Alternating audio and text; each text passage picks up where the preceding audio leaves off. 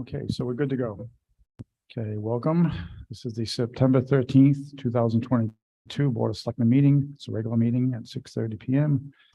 Tonight, I have myself, Bob Carlson, the first selectman. We also have Nicole Porter, selectwoman, Brett Mastriani, selectman, and we'll start with the Pledge of Allegiance.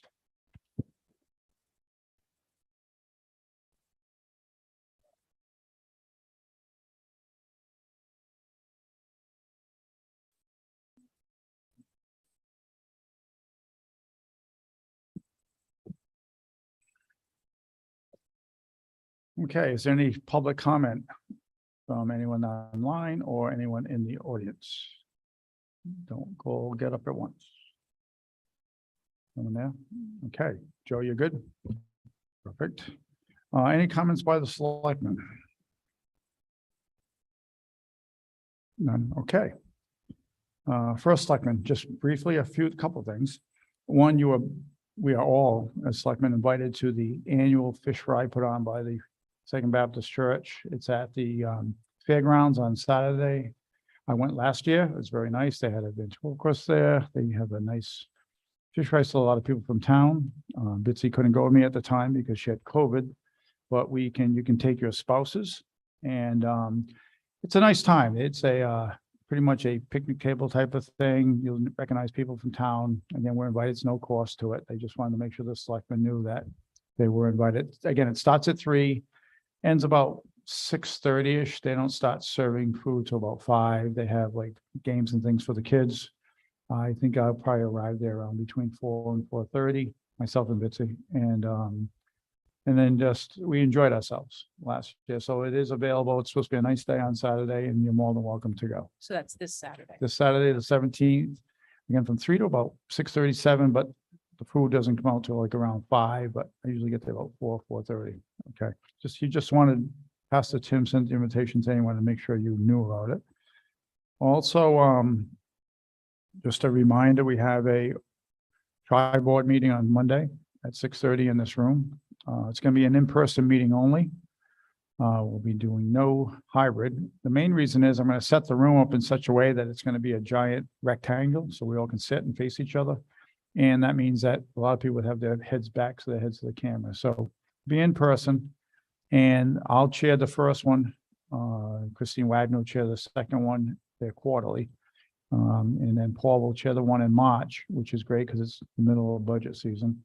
And whichever board is chairing the meeting will provide the taker of minutes. In that case, Ivana will be here that night, and also produce the agenda for that evening. So we'll be sending out an agenda sometime tomorrow.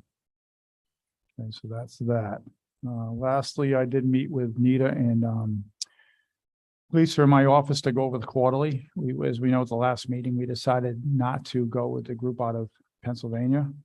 I mentioned I would look into some local printers to see if they might be able to help us out. I think Brett's going to help me with that because he knows someone that does the placemats for restaurants. And the 2 editors told me what they'd like to see, which would be possibly an ad on the inside of the front cover and the inside of the back cover. And maybe the rest of the ads would be towards the back of the magazine, so they wouldn't be interrupting stories.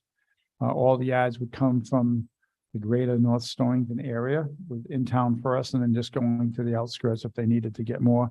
That's if we can convince a printer to go and get these things, so they do not want to solicit ads on their own. If none of that happens, we will be going to the Board of Finance. I already sent an email to Paul Simons about this. We're going to be going to a Board of Finance meeting somewhere before year end to look for an additional appropriation to cover those expenses. As of right now, we think they're probably between $2,000 and $2,500. Okay, that's it for report and correspondence.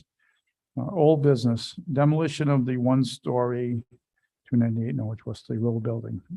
So that's an ever-going process. We have meetings every Wednesday in this room right behind us at 9 a.m. Those meetings have been going well. I think we made an excellent choice on our clerk of the works. Bob is very thorough. He's constantly sending us new copies of minutes. If you want me to ever send you 2 copies of minutes from those meetings, I'd be glad to forward those to you. I think I will send some tomorrow, as a matter of fact, just so you can get caught up a little bit. So let me just make a quick note.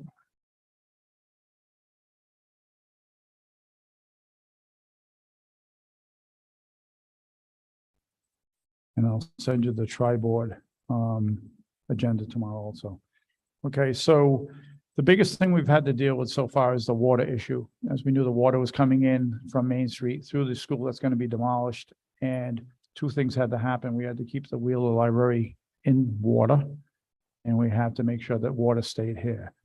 We ended up deciding to connect the library directly with a tie-in on Main Street, which was already on their side of the road.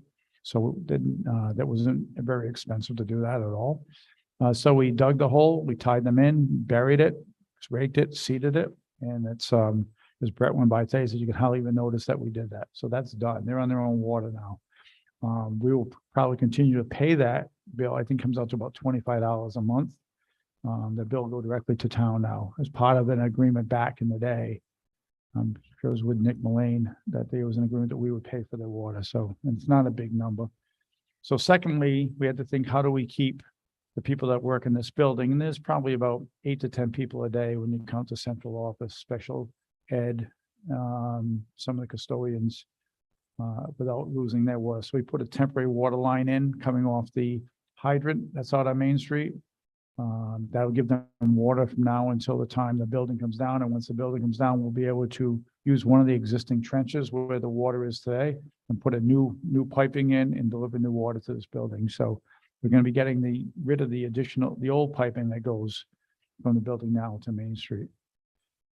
So we've averted that situation. That seemed to be the one that we were most worried about. So we know all the memento things are being protected in this back room. If you want to look after the meeting, I've got 3 plaques back there we saved from different groups that did work on the one-story wing. I'd like to eventually take those plaques, fix this picture at the bottom frame, get the Wheeler line that was done out of wood, and get the tiles that Mrs. Costanza and Brian Rathman took down. I think Brian's working on some sort of a display with them, and hang those all in this room. I don't think they would do much good in the elementary school because those kids don't know what they're looking at. But here, when people come to vote or come to meetings, they get to see, and maybe we can start doing a little bit of a wall of fame type of thing in this room as a community room. So I'll put those other plaques up, and so I just have to figure out, one of them weighs about 100 pounds. I got to figure out how the heck to keep that from falling off the wall. Are there any questions on the demolition at this point? Oh, by the way, it's on schedule too. So any questions, Nicole? From online? If all goes well, hopefully the building will be down by the 3rd week in October. So that's the plan. And we'll all meet together in March or April, decide what we will do with that piece of land once we see what it looks like with no building on it. Okay. Oh, Brian, please comment. Yeah, hi.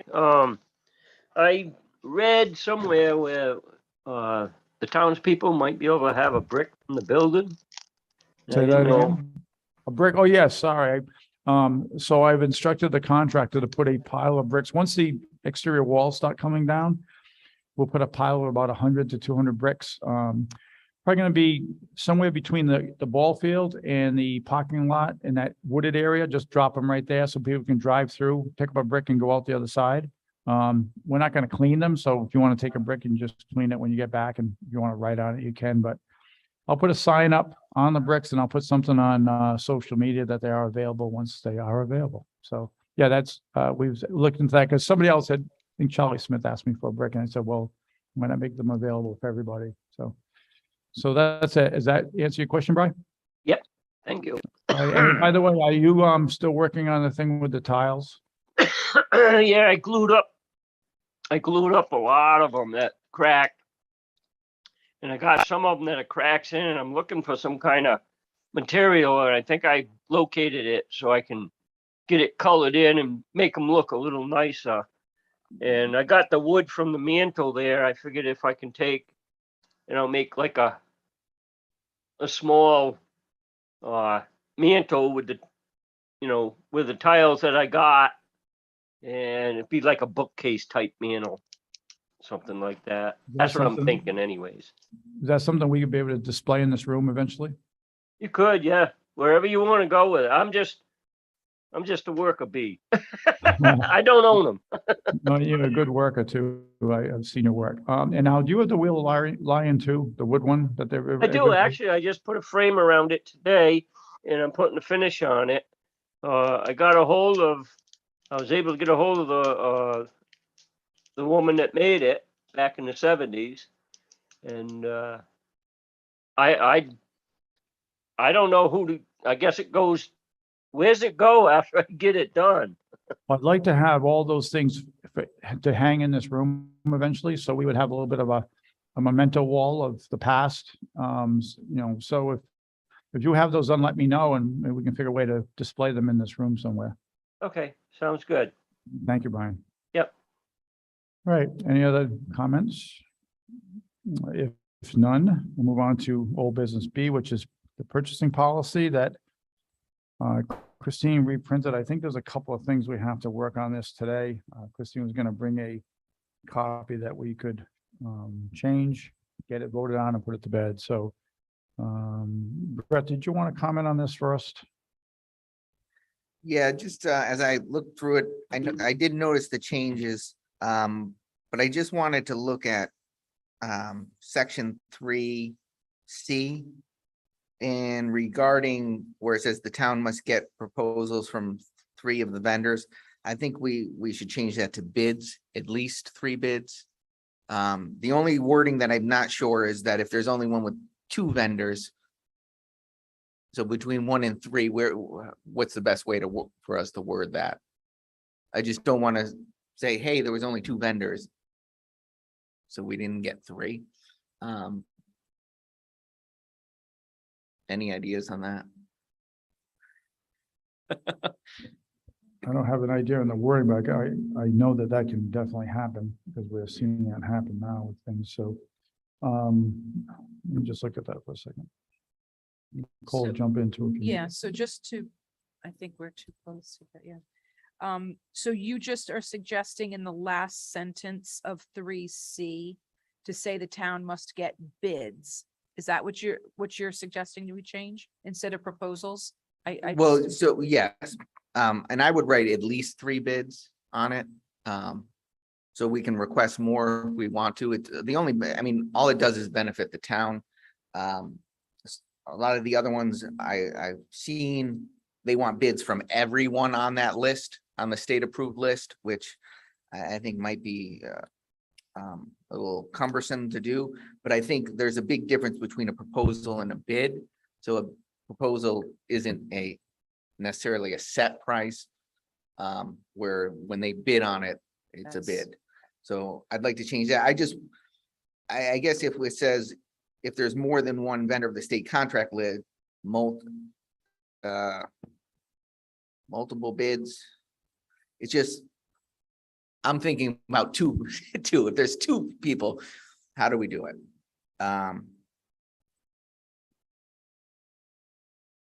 You say multiple, usually you don't think of 2, right? So, but I understand if we only get 2, you don't want to disqualify the whole thing.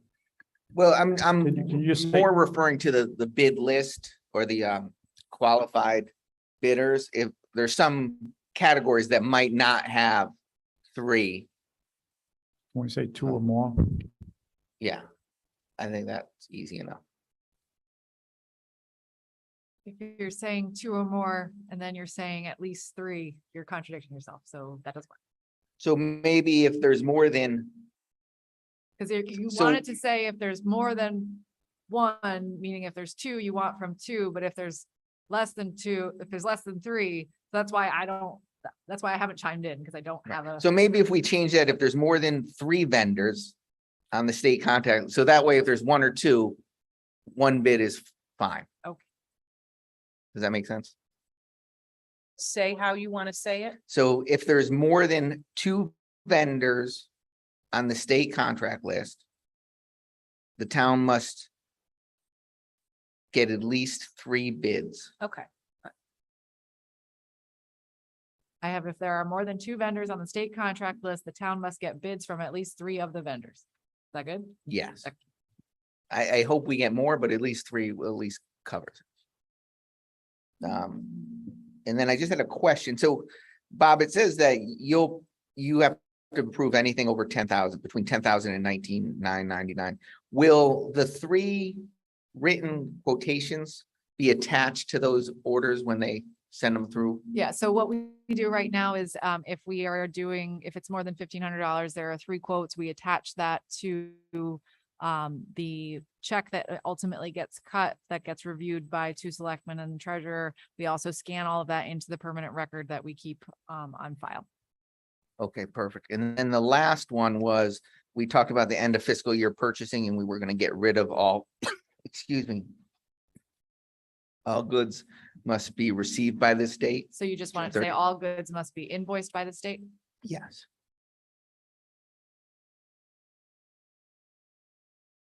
Or would you prefer invoices received by that date? They aren't currently received by that date. They're Okay. dated that date, but I would prefer that the goods are received by that date.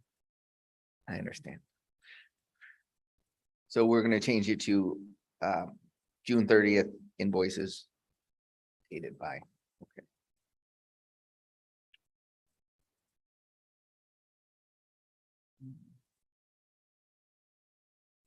Okay, any other changes to that or modifications to the policy?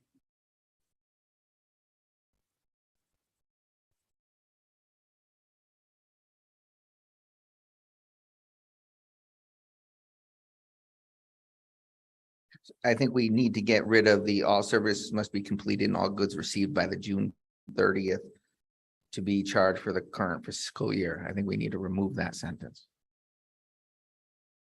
That's under the end of the fiscal year. So then it would be getting rid of both those sentences. Yeah. And then do you think we should move 4 below 5?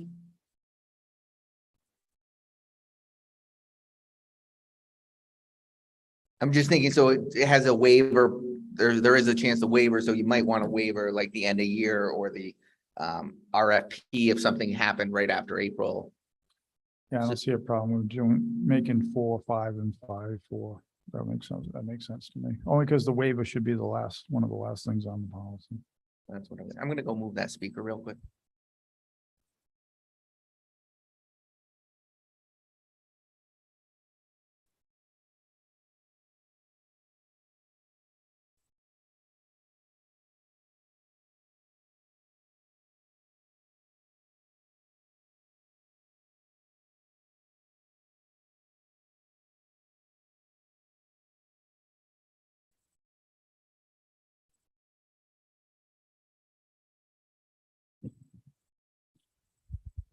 Okay, so do you want to go back on that last point, Brooke? Just like you stated, switched 5 and 4, just the numbering. I mean, just move it down. That way the procedures and the waiver is after all our policy. Previous to that, you made, there was another change you wanted to omit lines. Which lines were those? Those were under the end of the year fiscal purchasing, all services must be completed and the goods received by June 30th to be charged to the current fiscal year. Nicole, do you have any comment on that? Then you also got rid of the next sentence that says that anything happening after July 1 is in the new year, because those two go together. No, I mean, I think it makes sense, given a lot of the supply chain issues that we certainly might have an invoice and the decision made to purchase something in one fiscal year. And because of significant supply chain delays, I don't think that that should kind of penalize us, is the way that I think that you mean it. Is that? Correct. How does this impact our accounting department, though? As far as, you know, like Susan doing the accounting, getting invoices and bills in, trying to do a year-end closeout, how does that impact this? I would think in a negative way, wouldn't it? Am I wrong, Christine? It does have an impact, and it also, it reflects poorly on the town if we're spending a great deal of money in the last week of June just because we have money left over. That was why we internally changed the process to be that everything had to be received by June 30th. Because we'd been scolded on prior audits for doing orders the last week of June, just because departments had some money left over.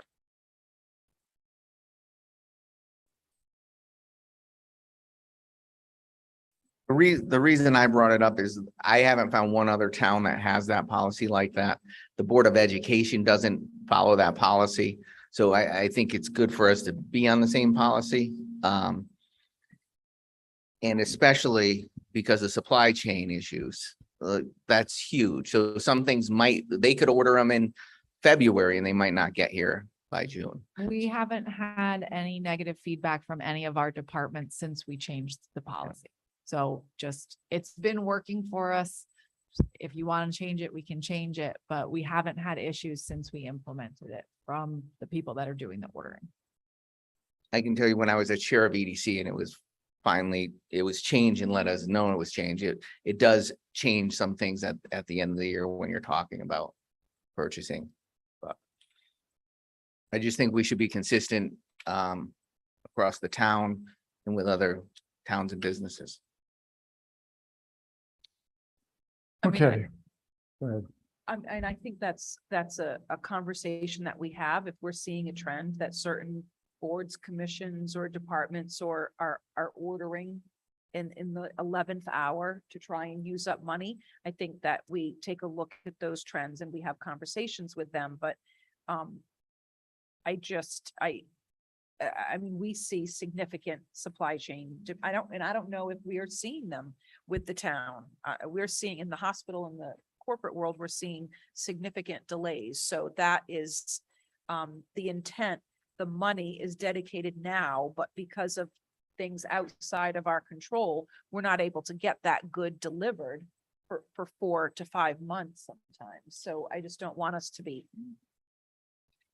penalized for that. Yeah, I mean, we can put a statement in here, and I don't know if you want to, things have to be received by the end of August. Otherwise, they do have to go into the next fiscal year. Because we have to close the books out. You have to, be ready for your audit and So why don't we go in that direction, since we have two selectmen that don't like it the way it is, and I understand where they're coming from, because the time we're in right now, maybe the supply chain issue will go away in a couple of years, but right now it isn't.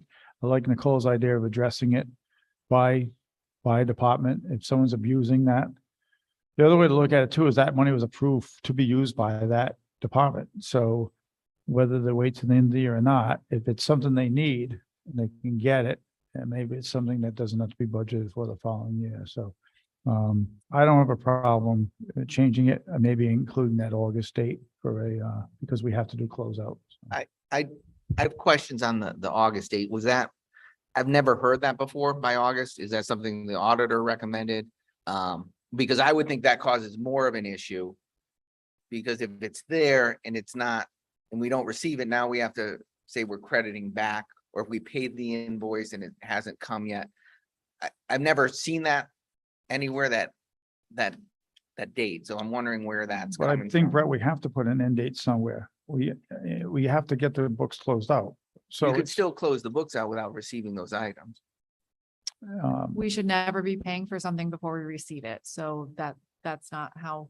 we So do for it. instance, when the Board of Ed ordered Chromebooks and they took forever to come in. I believe they got them after August. So I just hate to put an arbitrary number of data out there when that's not common accounting practices, I don't believe. no, but let's say we ordered that television screen right there and it didn't come in until September 1st and we already paid for it and it came in and it's broken. Now we're sitting on a broken TV that's been paid for and we don't have a lot of ammunition to get that thing swapped out. I understand what Christine's saying. I just think that it's not going to happen that often, but we have to put an end date somewhere. So I don't think August 30th, which is 2 full months from July 1st when the year starts, is an unreasonable. 60 days is an unreasonable. I just don't I mean, the state of Connecticut doesn't do that. I just don't understand the logic Oh, why we're making but this a We're, policy.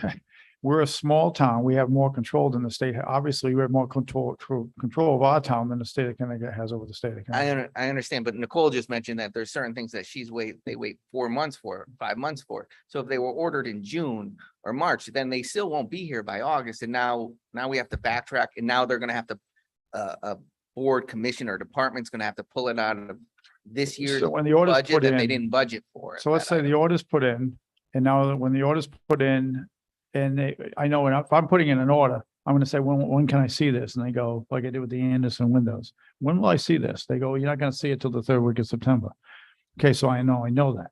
If they would have said, if I was ordering something from in June and they said, you're not gonna see this until October, I would have to probably get a hold of the accounting department and say, this is the issue. What do you want me to do? You want me to hold off and order it later? You want me to order it now? Can we make a provision to know when it's gonna come in later? So why can't there be just communication stating what's gonna happen? And there might be a recommendation, but I think a hard stop. Because if we say you order it, or a commission orders it, department orders it, and then it isn't coming in till say, they call us and say, hey, it's not gonna be here until the end of September, but you're getting it, it's not gonna be end of September. If you write that in there as that policy, that it must be received by then it must be received by then. And then now it's too late because the budget's already passed. So that department or that commission won't be able to purchase those unless they put fluff in their budget. So if we have a target date of August 30th, maybe there's gonna be an occasional exception. I'd rather have an occasional exception than just have no end date and then things are coming in at all different dates. So maybe we can write, we would like them to be received by this date. Or something that's not so, because why make a policy that we might have to break because it's rigid? Well, I mean, we do have to have an end date. I mean, all I have to compare to is the hospital corporate world. So we do have to have an end date at some point, that they have to be received.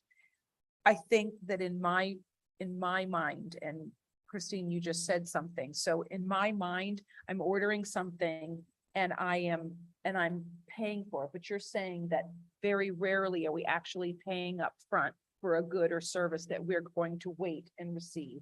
So if that is the case, then that money, in my mind, the way that I was thinking about it, the money's coming out of the checkbook right now. We've paid for the good. Now we're just waiting for it to arrive.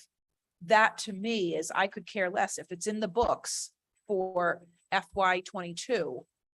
I don't care when it comes in because it's accounted for, we've paid for it.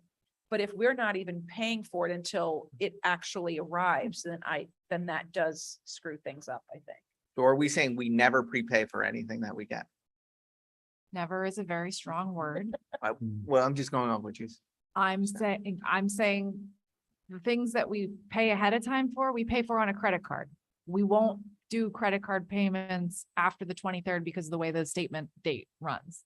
But if we're ordering, I'm honestly trying to think of something that I've ordered that we pay for before we get it with the check. So I know, for instance, we had an issue, I won't say it was an issue, but the Board of Ed was paying for a seminar, right? That was well in the future, near the end of the Right, year. you can't pay in the previous fiscal year for a seminar in October. Okay.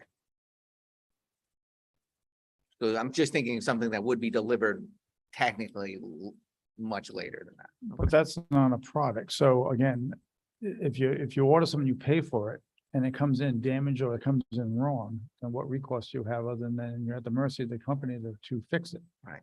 We did have a television that come in broken. We had to have a new one brought in and that one sent back. If that was paid for ahead of time, we wouldn't have that ammunition we can just say, hey, it came in broken. We're not paying for it. So you fix it. So I guess if you guys are adamant about putting something like that in, then we could put it in because we do have the statement that the waiver of this policy can be executed. If you don't want to put it in, we don't have to put it in. I was just saying that we could put it in. I am personally uncomfortable with saying that we don't have to have things received by June 30th. This was trying to make my mind at ease, That's, but URI does that. the state of Rhode Island does Right. that because URI follows state policy. Right. So, I've been trying to look on the Connecticut website to see when they have to, because they have to close their books as well. You have to be ready for audit. If we're submitting our paperwork to the auditors at the end of August, you can't make changes once you've sent it to them. So I don't see how you can continue to make changes and pay things out after you've closed your books. I agree. I was under the impression the stuff's already paid for by then. So you have a comment, or I thought you, did you, wait, no, you good?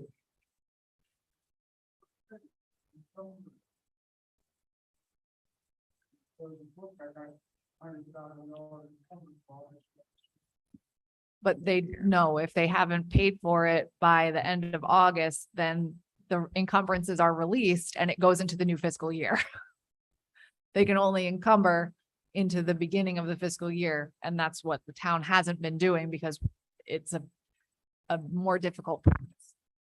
So we've been dealing with supply chain issues for at least 2 years now with COVID and everything. You're saying, from what you can remember, people are not having a problem with receiving the good by June 30th. People have not expressed frustration to me or to the accounting generalist. The individual boards may have had issues that I was not aware of. But highway department has been fine. IT I mean, if these- IT's been If fine. these departments are well aware of supply chain issues, then I'm sure that they are thinking well ahead that a Chromebook would probably have a really big lead time on it. A door has a huge, we're waiting 5 months for a door. So if there's not been significant issues and we're not prepaying, then I don't specifically have the same issue that I did at the beginning of the conversation. So would you agree that we could put an end date on it then? Just to make sure it gets done before it gets audited? Maybe if we put the stipulation of must be received prior to audit. Is that a good compromise? Does the audit date change Yes. each year? Yes. And then, so if it doesn't come in, then it goes on the next fiscal year. Or if they make us aware of it and we vote. Is it too confusing to people that it's going to be changing each year instead of just setting a particular date that everybody's aware of? I think if they do their ordering, knowing that there could be delays and they know the end of the year is coming on June 30th. I mean, it ends every year. We end on June 30th. So as they start to get to May 15th, May 30th, they should be thinking about, okay, this has a potential of a long lead time. I need to get this on order, or I need to wait till after July 1st and order it then. It goes into next year. We're in constant communication with the people that have money left in their budget of, hey, you still have money left. What are you planning on doing with it? Or you have no money left. Please don't spend anything. So I think if you want to just leave it as is for now, invoices must be dated June 30th. And we'll see how things go. And if we need to revise it, we'll see how the close of this fiscal year goes. And if we need to add an end date, or after we have this first audit with the new auditors, if they have a recommendation for what we can add to the policy, I think that would be an easier way to go. Keep it leaner right now. And then if the new auditors say, hey, we think you should do this, then we Yeah. can work like that. I'm comfortable with that. Me And then leaving that open on the minutes that we will review it, because you're right, with a new auditor, maybe they'll have different suggestions. And I do like the idea that we hope that committees and departments don't abuse that policy and order whatever they can pay for at the end of this. All right, so can we put this policy to bed tonight as is with changes that were Yeah. earlier? I just want to clarify, we are keeping that invoices need to be received by June 30th. Yes, so number 4 goes for end of year. The following schedule has been created to address the transactions that occur at the end of the year, April 1st, May 15th, June 23rd, June 30th, all goods must be invoiced by this date. So I make a motion to approve this policy as amended. I second. I do have a little discussion point real quick. Can So I I say, is there any discussion first? Go ahead. So I understand like services, so cable, satellite, television, equipment services, we don't put out to bid, things like that. But it's just more of a general question. Who oversees that to make sure we're getting great price? So when I sign the rec buildings checks we use Xfinity and then we use Frontier for phone. Now I know that we're overpaying for those services by using two separate companies. Is it up to each department to monitor those, or do we So ever we look through that stuff? we look through it many times a year. We centralize all that through IT. When a bill comes in and there's a change, I immediately make a photocopy, give it to Jim, say, can you call Frontier? Can you call Comcast? Can you talk to them about whatever is going on? We have, because of the type of line we have to have at the rec center, because of the fire alarm system, that's why we have to go the way we go. Because we have two phone lines in there. We're working on all that right now. We, at town hall, we have to pay for the phone to get from the pole to the town hall. And then we have our VoIP system Right. that we use for that. So you guys do that in town hall, doesn't matter the department or the building technically. Correct. So Yes. you oversee the highway department, We have, utilities technically. yes, so Okay. we're more, because we have our multiple locations, we're able to get a better deal because we're a bundled account for all of the different locations in town for all of our utilities. So, and same thing goes for our, electric bills. The school is tied to the town's accounts for that, so we can, negotiate a better rate when we put things out for those services. So we do try to be mindful. We know that it is the taxpayers' money. So anytime there's a change in a bill, immediately we say, this isn't the same as it was. Let's look into it. And Jim does reviews at least annually, if not more frequently, with Comcast, Frontier. I may be forgetting one, but just so that we make sure we're doing what we can. All right, perfect. Okay, so there was a motion on the floor. Is there any other discussion? Nothing from Joe, nothing online. Okay, all those in favor of changing the policy, excuse me, voting for the policy with changes as discussed earlier, say aye. Aye. Okay, 3-0 with changes. Thank you. And when we have the, Christine, can you just email out the final policy when you're finished making the changes? Thank you. Okay. Old business C, Tax Relief Committee. So I did a little looking at this, and back in with the last administration, we brought Daryl to a meeting. We did actually vote to send this to a town meeting. You have a copy of it. It's from 12-129N, local option tax relief. So that was approved to go to a town meeting. It was approved by the selectmen. It never got that far. I think Daryl was going to look at some additional things when it came to first responders. Kind of fell by the wayside. I think there was a lot going on. It was at the very, very tail end of that last administration. And then it was brought up by one of our taxpayers a few meetings ago, and I thought maybe we better look at this again. So we don't have a town meeting called yet for a particular date. We have about 5 or 6 things we have to go to town meeting on, but we're waiting for some things to happen. Once they happen, then we can call for a town meeting, hopefully maybe something end of October, early November, something like that. We did tell the public that we weren't going to do a ton of town meetings, and we haven't. But if you have 5 or 6 things on it, it's an important meeting. So I want to give you a copy of this. If you have any questions, you can ask me, Christine, go in and talk to Daryl. But this had been approved as written.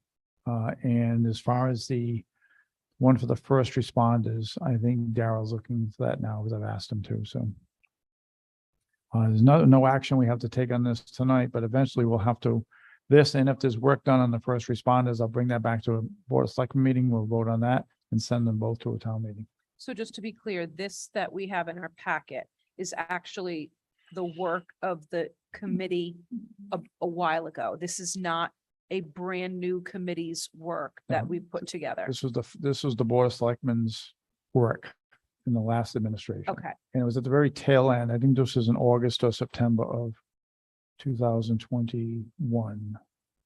That sound right, Christine?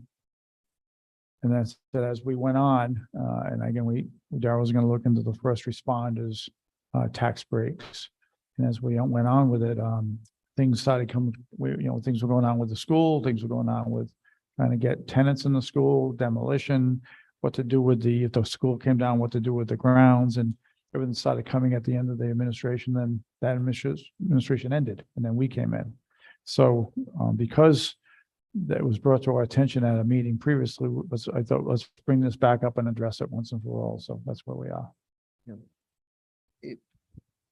So I know this is gonna go to the town meeting, but as presented here, do we have any idea what well, no, I mean, I guess it would depend on the number of people that qualified for this, but do we have any kind of a ballpark figure of the, Impact. let's is- just say the loss in Yes, taxes? it's the last line. Yeah. So the last line was the impact when they looked at this originally with the new mill rate. It's about $50,000, It's about what? 50,000. Right. Okay, thank you. It was approved in June 22nd, Of 2021. 2021, yeah. So just looking at it briefly, does this refer back to any state statute regarding the income limits that, so as those change, ours change, so we don't have to revamp these? Yeah, Every- so this comes directly from the state guidelines. Okay, so as those change, so we don't have to administer those numbers ourselves. Okay, that's great. And then just one other comment on the first responders. I remember it coming up during one of the Board of Finance meetings where we tried to start discussing that. And part of the questions were whether, since they got their stipend, sometimes it was in lieu of certain things. So I think that was one of the bigger questions that I remember, I think the chief had on Yeah, that one. so Daryl has spoke since Bob brought this back up, Daryl's spoken with the chief and they can still do both. So he did look into what they can do and the way that, I guess the way the stipends worded, they can have both benefits. And the chief did give me a breakdown on how he wanted to handle it, where if you went to so many calls, you would get this. If you went to more calls, different levels of tax relief. So it depended on, it would, two things. One, it would maybe entice people to become first responders and part of the fire company. But the second thing is it would entice people to become more active. So if you go to 100 calls, you would get this percentage off on your tax. If you went to 150, you would get this percentage. So we had like a 4-tier system. We haven't vetted it out completely yet, but once we do, I'll bring it to the Board of Selectmen to look at. And, You have a hand up from Brian. oh, Brian, got a question? Yeah, since you're talking about tax relief, I didn't know if it was gonna spill over to, because I think it was Chris Chrysos that mentioned about a tax freeze maybe for senior citizens. And I didn't know if that was gonna be part of this, or if this is just for first responders or what. I know I had done research on it years ago, but it never went anywhere after that. And what I've researched so far, it was kind of confusing because it said once you set up a committee, it would investigate for tax freeze and blah, blah, blah. And it had, the committee would report within 60 or 65 days to the Board of Finance, which was surprising to me. I mean, I would think it would go back to the Board of Selectmen, or maybe both the Board of Finance and Selectmen. But I didn't know if this was going to be, if the senior tax freeze request would be part of this, or would it be something totally separate? So Brian, I hadn't quite got there yet. If you look at the agenda, see it says Tax Relief Committee. So first I wanted to put together what we already had, which was this, which will be going to a town meeting and maybe with a first responder tax plan also, or tax deferral plan.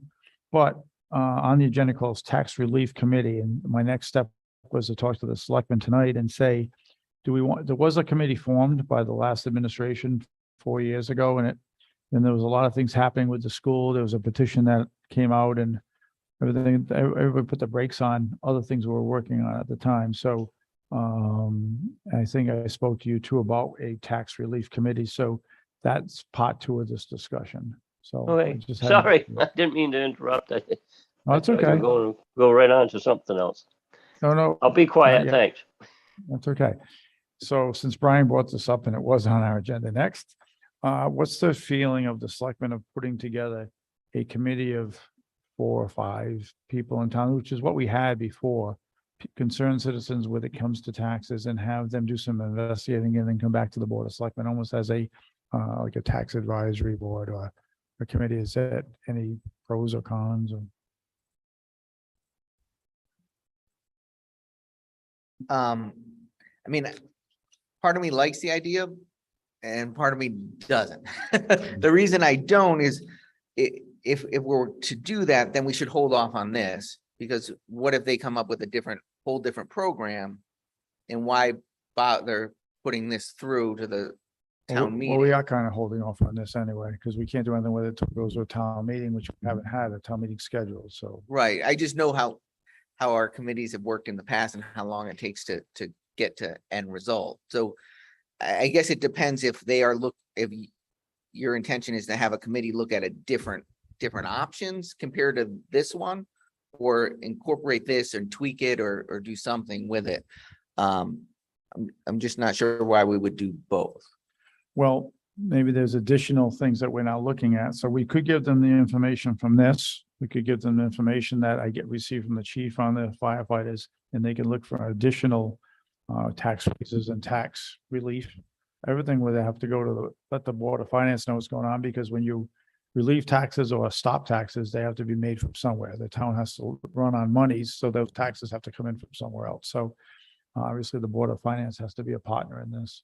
I'm not opposed to putting together a committee and giving them what we have so far. It'd be kind of like the way the traffic committee works. If someone finds something in town they don't like, there's a form online, they send to the traffic committee, they call a meeting, they invite me to it, invite the state police to it, and we listen to what they have to say. So I wouldn't be opposed to forming a committee. It would be as the same process as we do now with committees, where we can form a committee, ask people to fill out applications to be on it, and we would appoint them like we would any other committee.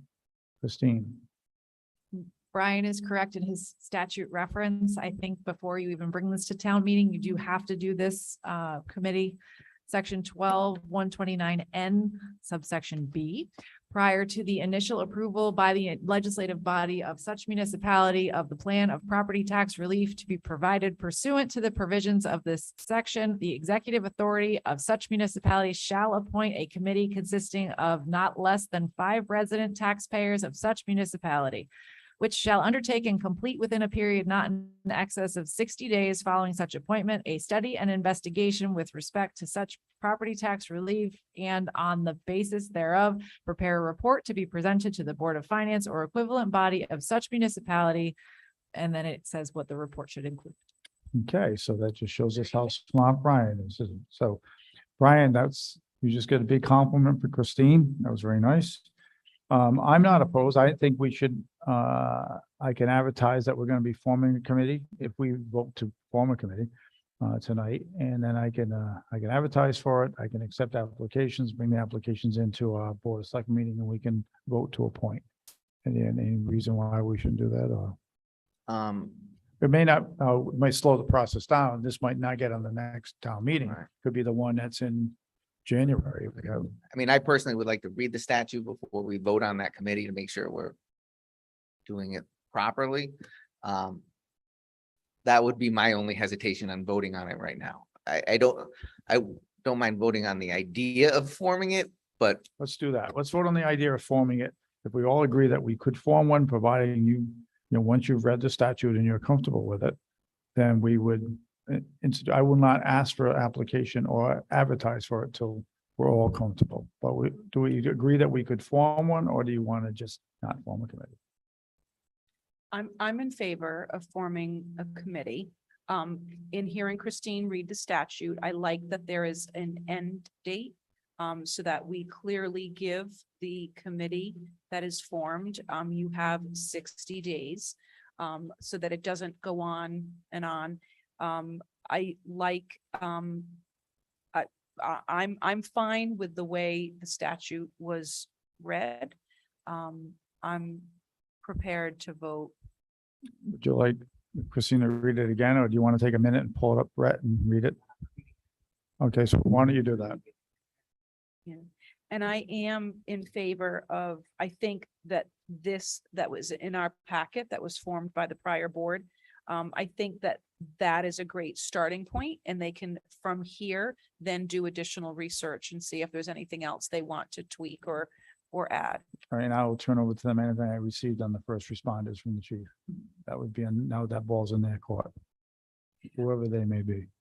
How do we normally advertise? You know, we have so many issues getting people to volunteer for boards and commissions. How do you advertise? Because I do think having a mix of people, like at least one or two, I would love to have an accountant from town, somebody with, you know, some financial background. How do we normally advertise for, hey, we're putting this together?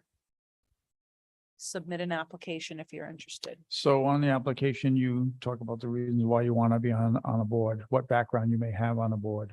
If you look at one of our applications, they all say that.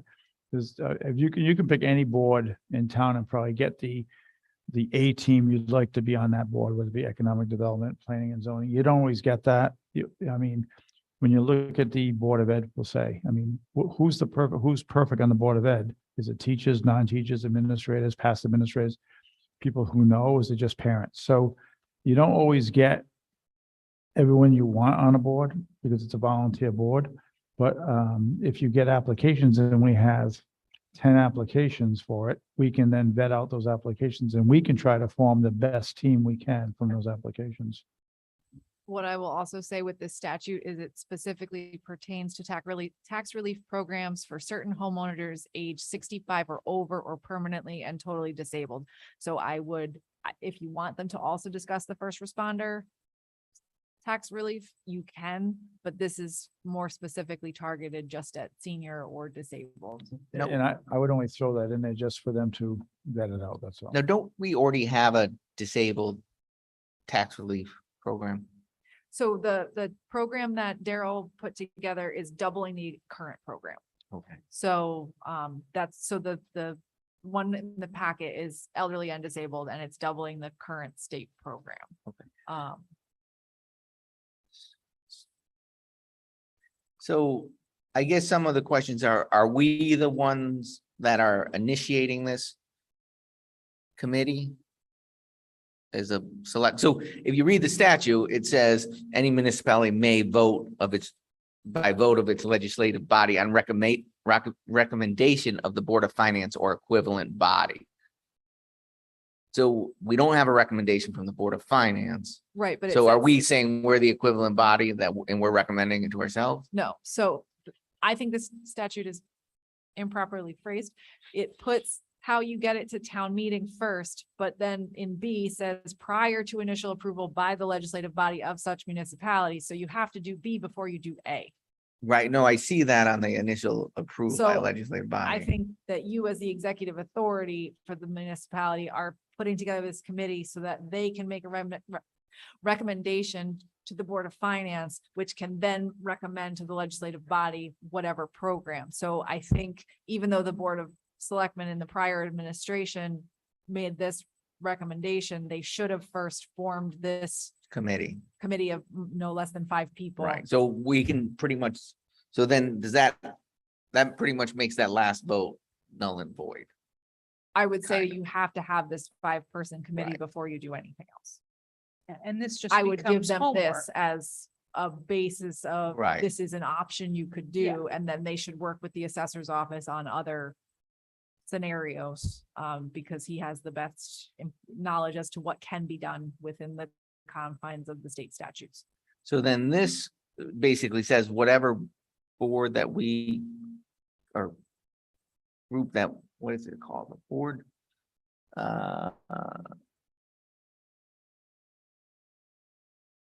For this group, then they report to the Board of Finance, and then the Board of Finance has to recommend it to us. Okay, so then we're out of it until the Board of Finance. We can talk about this at the tri-board meeting on Monday. Right. Yeah, I would say it's fine that the Board of Selectmen made this recommendation. Right. And then because they wanted to pursue this, you all are creating this committee to then re-examine all of the options and then move through these pathways. I think that's a good thing to bring up at the tri-board meeting, so we'll be on the same page and everybody know what we're doing, so.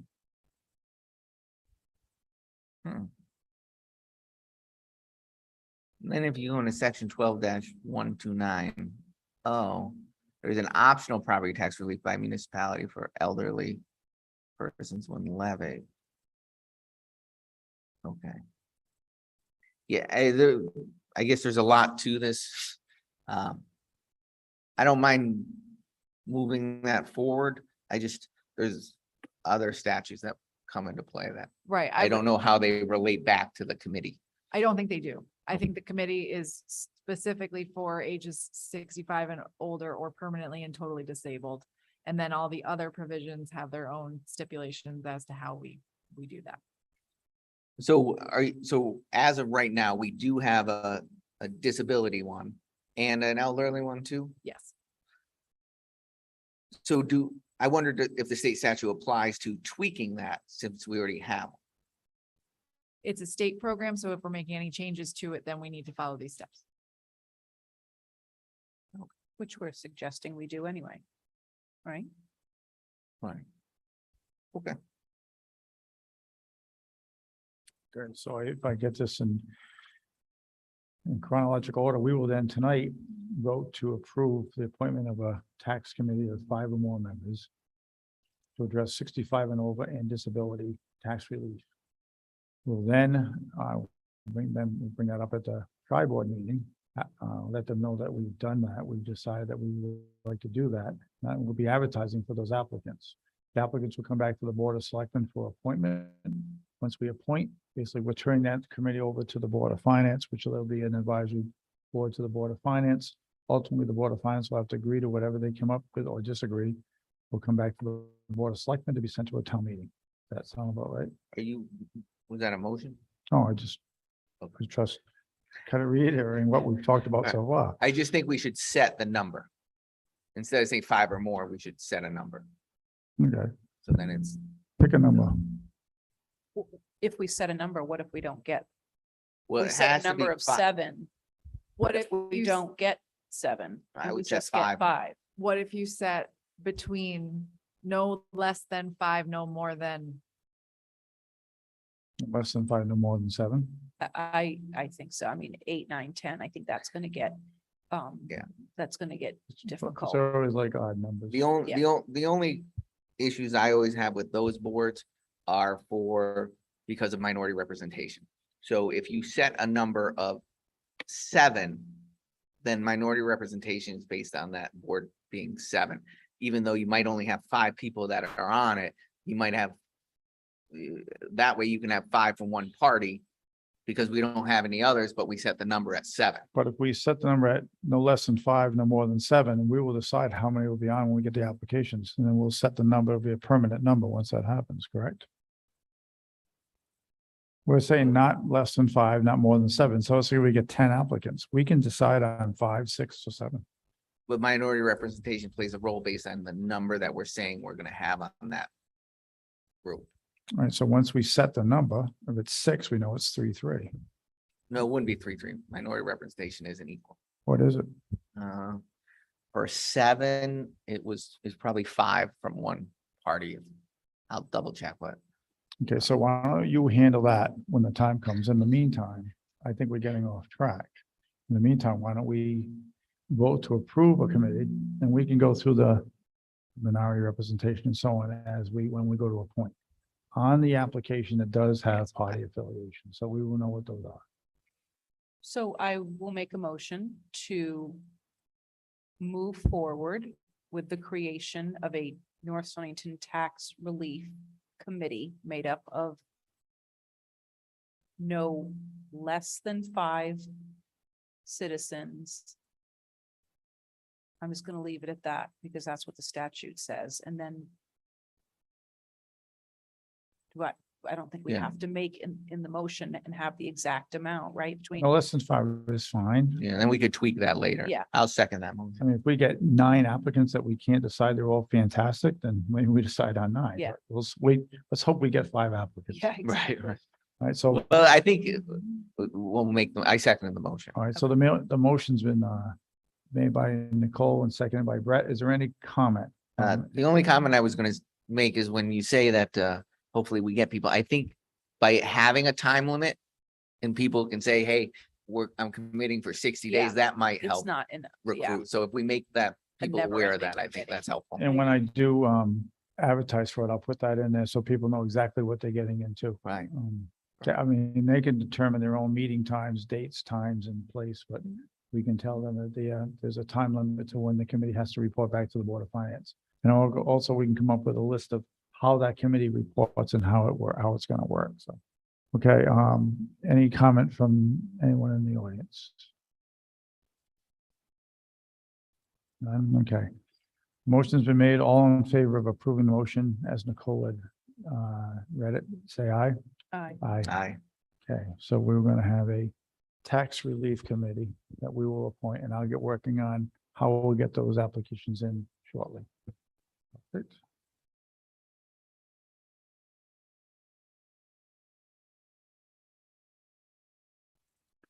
Okay. Number 7, RFP POCD Consulting Services. I just let you know that the steering committee meeting on Monday, we had a representative come in that was part of a group that worked with the town on the 2013.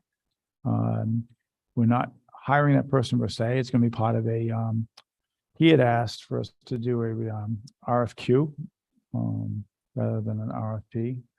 The reason doing that is because now you're looking for qualifications rather than proposals.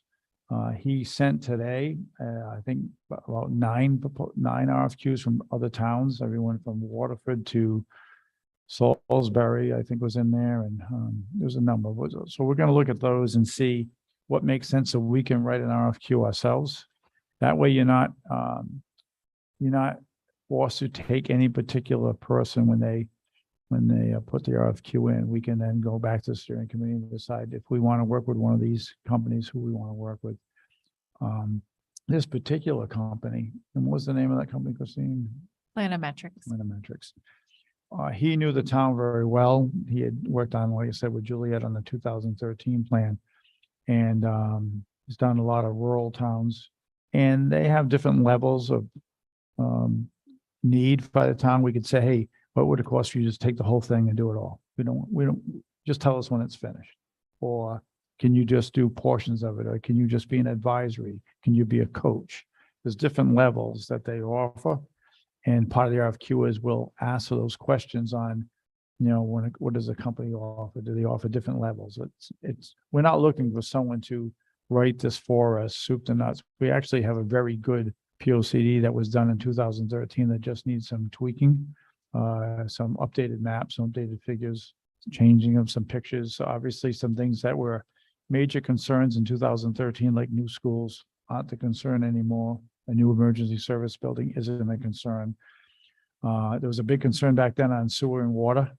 That concern may still be there, but it might be a different concern than it was then because of the way that the things have changed with ordering online and people working from home. So there's not as many brick and mortar buildings being produced. But at the same token, there may be something that we have to do when it comes to affordable housing.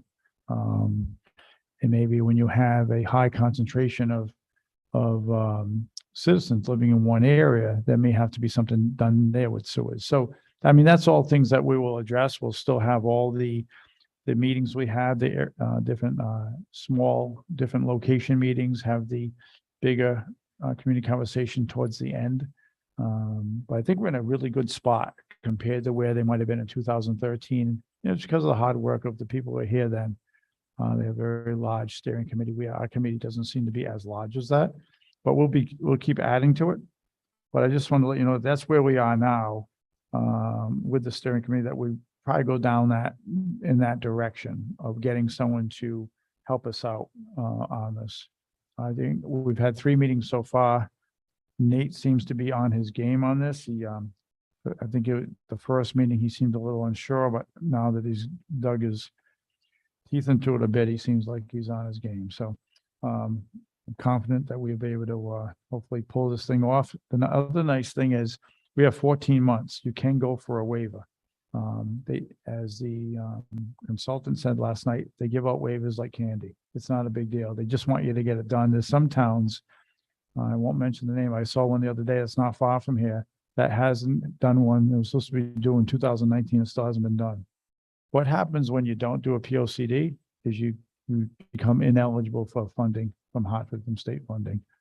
So even if we don't have it done by December 12th of 2023, we could get a 60, 90, 100-day, 20-day waiver without much trouble. What we decided last night in the steering committee is don't look at that. Let's try to get it done on time.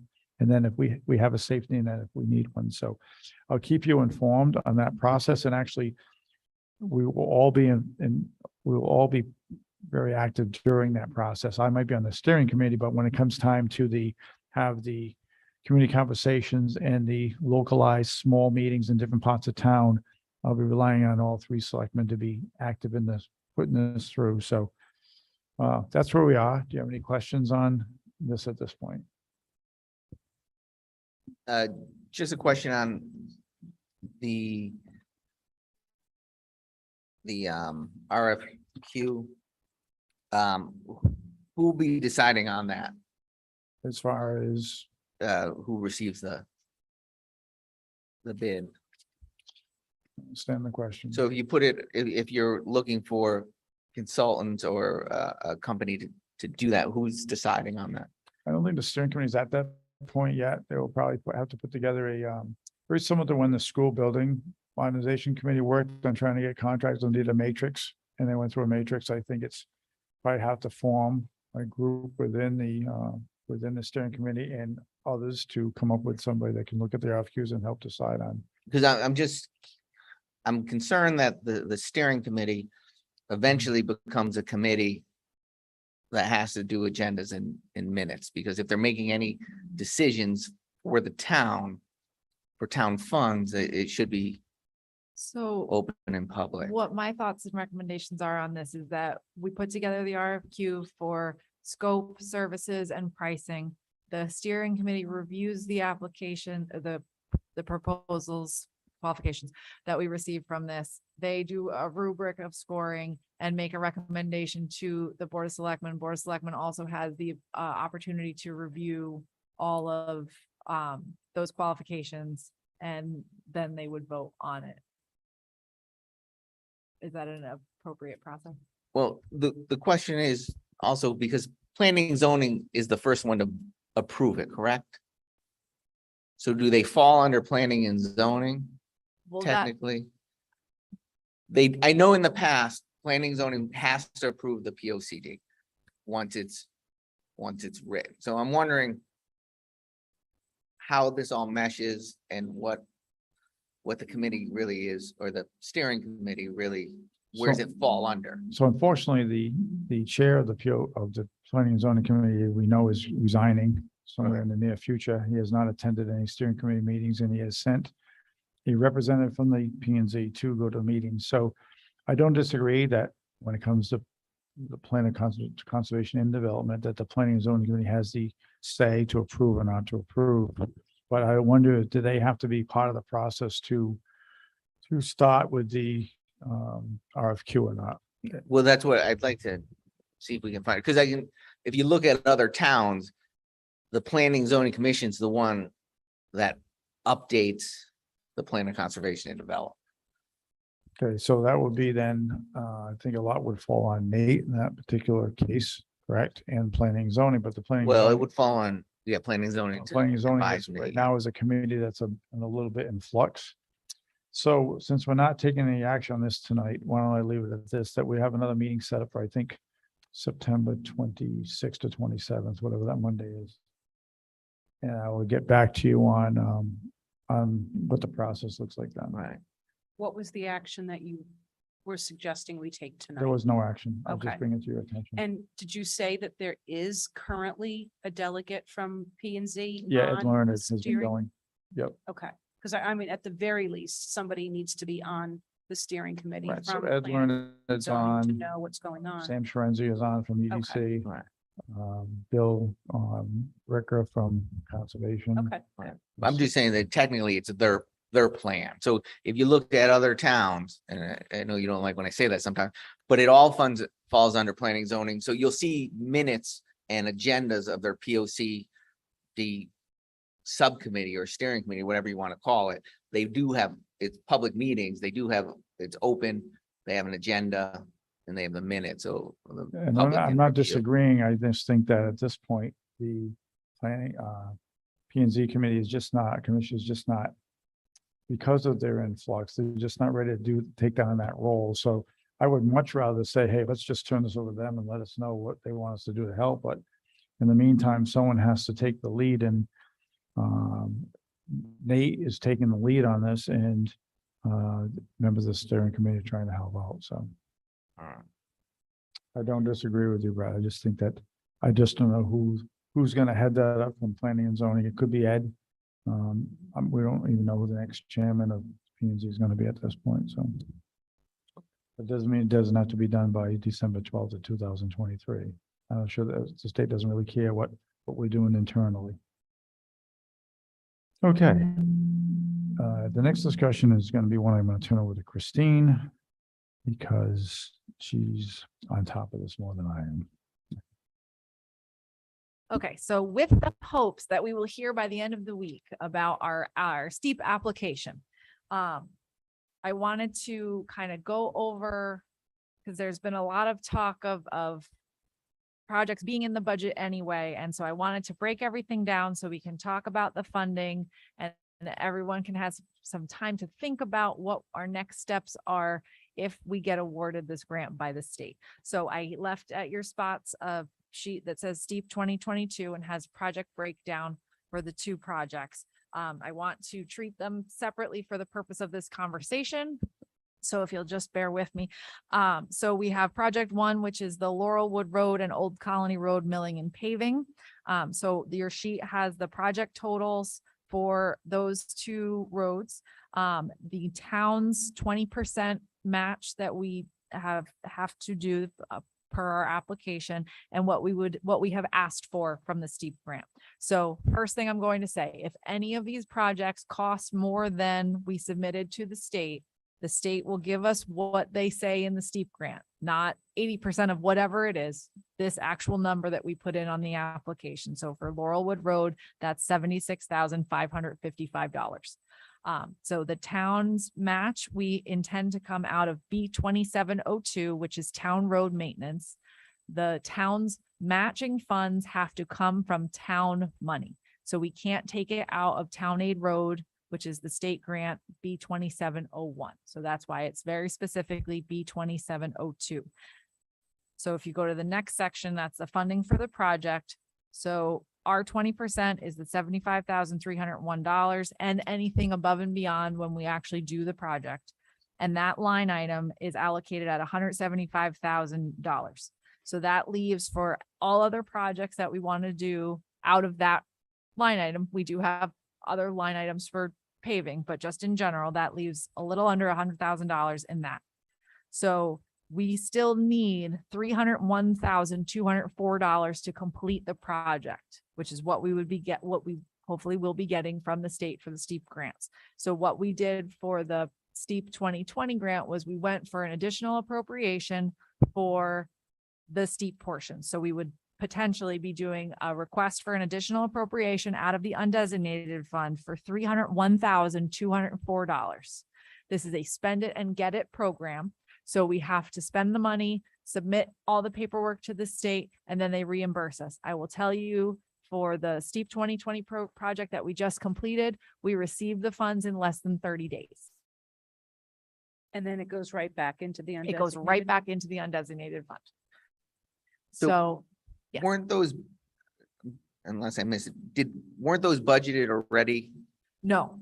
So this is why I wanted to talk about this. So between our two road line items, we have about 240,000 in town aid road and 175,000 in town road maintenance.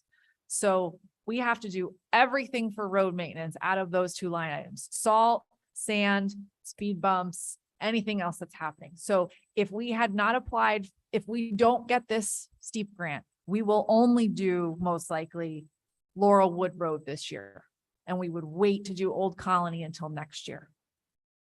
Because these roads we submitted for steep, but there are other roads that still need to get chip sealed or different things that we're intending to do. And if they come in less, so say we have bids that come in less than this, they don't reduce that amount, we still get that amount. We still have to pay 20%. Right, but So if the overall, so if it costs less than $95,000 to do Laurel Wood Road, the town still has to pay 20%. So they're still only gonna give us, so they reduce how much they'll give us. Yes. We can't use that for another part of the road. no, Okay. for But we steep, do 20% of the new quote. yes. So we're still. We're still still only saving paying money. 20%. We're Okay. still getting 80% of this project completed through the state. So you're saying we have to go to a town Board of Finance and then a town meeting for an additional appropriation? Yes. For Right. three Which is hundred what we one did thousand last two hundred year. gross. We Which did last year with the, yeah. And they give us 30 days, right? Steep, I think 30 days I to, think so, yes. to send in that approved from town meeting. Okay. Yes, so basically, if we hear that we get this, we will most likely need to schedule a special meeting and ask Board of Finance to schedule a special meeting so that we can then have another special meeting to call for a town meeting and get this all taken care of. And I think it shouldn't be if we do get it, shouldn't be a hard thing to get approved, knowing that we're getting 80% back. you would And hope. I also think that the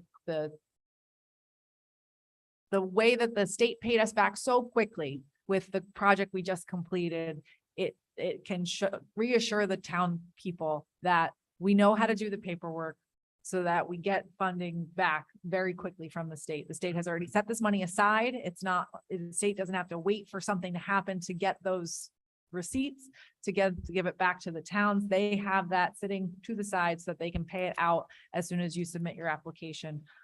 So, you know, our grant writer handles the application process, and then our accounting generalist, she's very familiar with how we submit all of these state grants for reimbursement. She handles our emergency management planning grant. She handles our smaller grants that we've done through the State Historic Preservation Office. She handles all of our LoCIP program.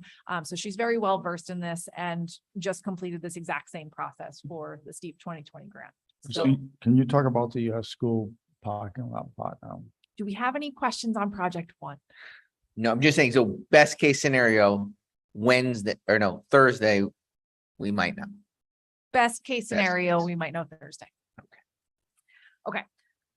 So the elementary school parking lot project. So the amount we submitted to the state was $118,000. So 20% of that will come out of the Board of Ed non-lapsing account. So again, I want to remind everyone, the Board of Ed non-lapsing account can only be funded by the 2%, no more than 2% of their budget that's not spent. So we cannot spend and reimburse into the Board of Ed non-lapsing account. So between the Board of Finance, Board of Selectmen, Board of Education, you need to discuss this $94,400 and see if that is intended to come out of the Board of Ed operating budget, or if it is intended to have an additional appropriation out of the undesignated fund, knowing that the money will come back from the state and will go back into the undesignated fund. If you have the Board of Ed spend the money out of their operating account, the only way for them to get that money back when we get reimbursed by the state is for a town meeting to give them an additional appropriation of that $94,000. But if it comes out of our non-lapsing, Undesignated. undesignated fund, they can give that back to us, technically, correct? They can deposit it back into the The non-lapse. state will give it to the town, period. The No, I'm state- saying they're The 20, state can't give it to the. I'm so saying we- they're 20%. The 20%, we yeah. would pay those invoices directly out of the non-lapsing. Okay. account. All right, But there's no money that can go back in non-lapsing. right. Right, so I I know there's been a lot of conversations, so that's why I wanted to lay this out. So if we were going for a town meeting for an additional appropriation for the two projects, it would be $395,603. We would also be doing this and putting it into a capital account so that it wouldn't matter what year the project actually gets completed. Using the 2020 grant as the example, we were told that we were going to find out in September if we were awarded the grant. We didn't find out until either late October or early November. Then you have to work with the state to enter into a contract through the state agency that will monitor your project. For these projects, it's the Department of Transportation. It took us until the end of May, beginning of June of that year to get that contract signed. You can't even think about starting any piece of this until you get that contract signed with your state governing agency. So we couldn't put it out to bid or work with a contractor off the state bid list until that letter was signed. So that's why we were unable to complete that project in the fiscal year that we had intended to. And that's why, so we were going to do it at the end of 21. We ended up doing it in 22. So since we had put that money into a capital account, we were able to use it that at any point within that 3 to 5 year span. So if we do an additional appropriation into a capital account for this steep paving project, whether we do the project in spring of 23 or spring of 24, we would be able to use those funds. So you're basically saying there's no way that it'll happen this year. So- I'm not saying that at all. I don't know, because it was in the middle of COVID, that may have Okay. been why it took so long for DOT to get the contract information together. But when you are waiting on the state, you just have to wait. There's nothing the town can do to make things happen faster. We tried to work with the legislators and do everything within our power. But you just need to do it. And then once you get that contract signed, then you need to work with whoever your contractor is. And if they already have a full schedule Right. slated, it's not necessarily gonna happen. And you feel that the school part will still fall under DOT because we wrote it the same. The way that we submitted the Okay. application, because it is all paving, I think it will all be the same. When you said we 'Cause wouldn't get done, I'm sorry, go ahead. I was just gonna say, because it's not a road, so usually that would fall under OPM for management of that for the school, but we're calling it paving for the town, so that makes sense, I guess. When you said the end of the year, did you mean the fiscal year or the calendar year? No, who knows if if a perfect world, if they get it to us by 15th, that we know we're approved, we get it to town meeting. Asphalt plans close, first week of December, last week of November. If they were able to fit it in this year, that'd be wonderful. So I'd say possibly You the know, there's- fiscal year, You but can always probably. think positively. So in a nutshell, on the parking lot at the school, basically they're gonna take 23,600 out of their non-lapsing and not get it back. But what they're getting is $118,000 job. Yeah. For 23,600. So there was no reimbursement if the money comes from an appropriation from the undesignated fund. And they approved they approved the whole amount. That, I can't remember. I think they did approve an amount somewhere next to 100,000. I don't think it was 118 that night or not, but. So anyway, but they are getting a job that they're only paying 20% for. So I think it's just a clarification of how the reimbursement works. It's not like the money's in the budget. We had already budgeted, now we get this extra money, and now we can spend anything we want. It's not quite that way. So it sounds like we have to decide whether to have the Board of Ed additional appropriation of the 94,000 come out of their operating budget. Or what I hear you say is a much simpler process of just taking it out of the town's undesignated fund. And then we get that reimbursement back when. I know how hard the Board of Ed works on their budget, and I can't imagine that they have an extra $100,000 in their operating. And so remind me what we have in the undesignated right now. We have, I'm going to round and say we have about $3 million in the undesignated fund. That does not include any additional revenue or givebacks from the fiscal year that we are in the process of closing out.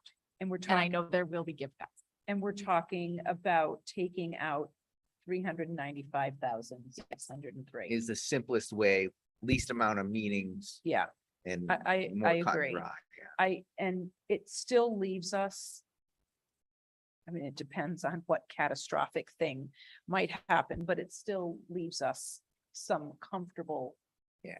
Money in there. We're if still at the God- higher until we percentage get of the our, reimbursement. of Yeah, our policy, our Mhm. Board of Finance policy of where that yeah, designated. And fund after should the Alright. give backs, we might be closer to a 3.1, 3.2 million. Okay. So it's, Christine's saying 3 million, but again, we haven't done closeout yet, so. Yeah. So does the board, I'm sure the Board of Ed is not going to object to that proposal, right? I am having this conversation with you as my board. I have had no conversations with the Board of Education on any of this. I just wanted to make sure that you all feel prepared when we hear back from the state. Since this is your first steep grant, it's only my second, but, I just want to make sure everybody understands how much money we have in our regular budget versus other ways that we can get this funding in the short term until we get the reimbursement. We should from the all be state. thinking positive thoughts over the next Yep. few days. I agree. And is this something that you want to talk about at our tri-board meeting? I If don't- we find out by then? Those, if we do, but I'd rather not only because Christine won't be at the tribal meeting, Okay. so Okay. I'd rather have her present when we speak about it. We can call a special tribal meeting if we had to, but at this point, we don't even know, we probably won't have an approval by then. There, weren't we just talking about thinking positively? Okay, Okay. so no action tonight, just an awareness so that we can bring it forward. When we get that phone call saying you won the lotto. Next, probably the last thing we have tonight that's gonna be, just, have some discussion attached to it.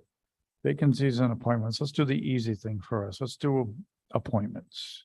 So I sent out, I gave you some information on what was missing, what we missing on certain boards and commissions and what we could use. And when I posted this on social media, I actually got 4 or 5 phone calls from people interested on getting on board. So that was a That's good thing. fantastic. But we have 2 things we can do appointments tonight. You have one in your packet was a letter from Mark Grigg, Chairman of Inland Wetlands Commission. And what they would like to do is reappoint Ron Lewis and Kevin Gary, who are already present members, just that their terms are up. And they want to have them reappointed. So I would motion that the Board of Selectmen, vote to reappoint Ron Lewis and Kevin Gary to the Inland Wetlands Commission. I'll second. Any discussion? Okay, hearing none. All those in favor of the reappointment of Ron Lewis and Kevin Gary, say aye. Aye. Aye. Okay, no opposed. Secondly, and since Joe's here, Juvenile Review Board. So Linda Costanza was the school rep for the Juvenile Review Board. If you remember back about 3 meetings ago, Joe had asked us, and then we did, might have been more than that, to add an at-large member to the board, which we did. I think we went from 3 to 4, I think if I remember right. And what we'd like to do is he'd like to have Linda Costanza now, she's no longer with the school, she's retired, appointed as an at-large member rather than the school liaison to the board. The school still has to should give us a name for that board to complete that board. We haven't got that name as of yet, but someone has to take Linda's spot in that capacity. But in the meantime, we can appoint Linda as an at-large member. So I'll make a motion to appoint Linda Costanza. I can't think of anyone more fitting and a bigger asset to our town than Linda. I'll second that. okay, is there any further discussion? Nothing on mine, right? Okay, so with that said, all those in favor of appointing Linda Costanza as an at-large member to the JRB, say aye. Aye. Okay, so Joe, you can let Linda know she's now an at-large member. And maybe she can contact the school and find out who's going to be her replacement. Or do we, Joe gave me an updated list, so we already have it. It's the new social worker for this oh, school. great. Kaylin Zorder. All right, that's great. So put that one to bed. Very Perfect. good. Okay, so that, again, that was the easy part. So now we're up to the tougher part, which is the tax collector's position. So I don't know, Brett might have heard the story already because he was in town hall speaking to Christine, but we had 4 applicants for the tax collector's position. Of the 4, when we called to set up appointments for interviews, only 2 we could get a hold of, the other 2 we couldn't get a hold of. They did not respond to left messages and so on. So we set up appointments for 2. One person came in and was interviewed by myself, Susan, and Christine. The other person had to cancel her interview, but wanted to reschedule it. We rescheduled her interview for the following week, and she never showed up. To make matters worse, I said, well, Christine, I guess luckily for us, and there wasn't a great pool, but the best person in the pool we thought was the person we interviewed. So why don't we just offer the position to her? Christine called and left a message. She never called back. And I said, well, Christine, why don't you call again? Because maybe she just missed the call. Called again, and we have not heard back. So we have no candidates right now for tax collector.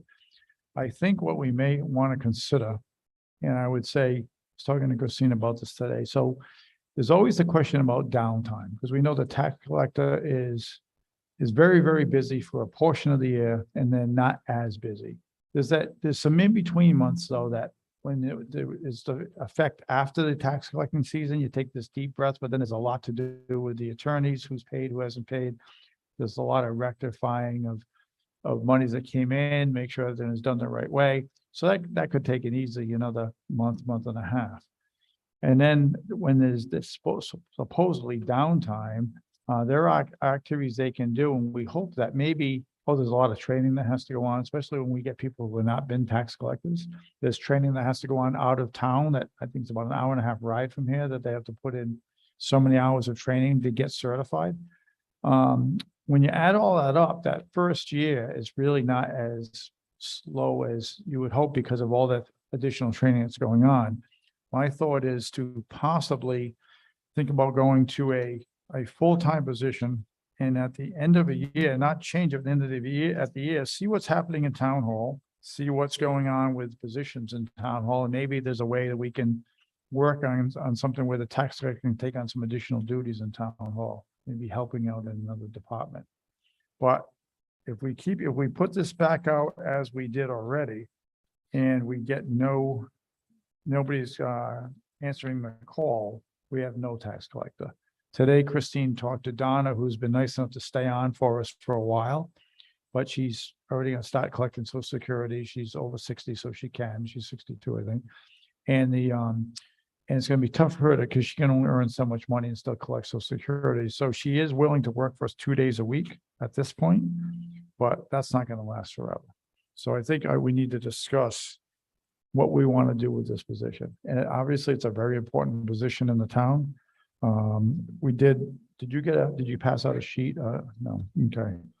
So there's a sheet Christine gave me today, and it looks like we don't know when we hire someone, what they want in benefits. If we go to full-time, we know that now the benefit package kicks in. We don't know if it'd be family benefits or single benefits because we don't know who the candidate is. We also know that on the budget salary line only, because of the fact that Don is doing this part-time at this point, and we haven't had a full-time, we're not gonna have a full-time tax collector for a little while. It's probably about a $9,000 difference that has not been budgeted for to cover this role for the rest of the year if we went to a full-time. Because it'd be nice. Let's say we hired somebody in the next 2 to 3 weeks, they wouldn't start until October, giving them 9 months of a salary. And if we did something like we did to a previous tax collector, 2 tax collectors ago, the last full-time one we had, she was salaried at $35. So 35 hours a week. And that's what her salary was each week. I think I think they made some concessions that during heavy tax season, she would work 40, but get paid for 35. But then in the slower times, she would work 30 hours, but get paid for 35. So that was how they worked around that. I'm just looking for some input on what you think we need to do, because we would probably have to go to the Board of Finance, I imagine, and get an approval to make a change. So am I understanding correctly that it's about a $9,000 difference. On if salary only. On salary only. We don't okay. know on the benefits because we don't know, would they be family benefit, which may be as much as 24,000 for 9 months, or would it be a single benefit, which may be as much as 7,500 for 9 months? Christine? So it's 9,000, worst case scenario, October 1st on is a $9,000. For benefits. No, for, Oh, Salary. sorry, for salary, yep. if it was the full year, it's almost $11,000 in an increase. But just looking at what has been paid out this year, and then if we were paying Donna 25 hours a week, which we're not going to be, she's gonna work 15 hours a week. She's gonna do 2 longer days to try to process things for us and help us out. And then she's also willing to help train the new person when the new person is hired. So I've kind of taken all of that into account with what the additional funds. Looking at the benefits for, in theory, 9 months, the town's portion would be $23,500 if it was family and $7,500 if it was individual. That's based on what the actual percentage is and what the actual numbers are. I don't necessarily think that we would need to go for an additional appropriation ahead of time for the benefits piece. We've had some changes in staff on the highway side. I'm hopeful that we may have some savings on the health benefits based on how I budgeted because of vacant positions. And, people being 2-person instead of family or what have you. So I think we're better off waiting until we get further towards the end of the fiscal year to ask for an additional appropriation for the benefits in case we don't actually need to do that. Can this board make that decision to change that position? Or do we have to go to a town meeting to do that? No, this board can make that. We have the ability in the union contract for managers' rights to make a position full-time or part-time. And then this board, the only implication is the financial. So then going to the Board of Finance and asking for the additional appropriation, it is under the threshold to bring it to town meeting. Okay. Comments? So what is the total budget impact for next year? Would So- you say, compared to what we have part-time now in our total? So this year it's $38,041 for the position as is, and it would be $48,757 for the position at 35 hours salaried. Plus how much worst case benefits, another? Worst case benefits, $31,440, So it's an increase of $40,000 worst case worst case. in our budget. That's so disappointing. It's disappointing, but it's I- not unusual right now. I mean, we're getting very few applicants for a highway position that's open. So we had 4 applicants, of which only 2 showed up and nobody showed up. Yeah, so I mean, I completely get, I honest to God, do not know in any sector where all of the workers are and where they went. I honestly don't know. But disappointing that people would take the time to apply and then just not even. How about apply and then get interviewed and get offered the job?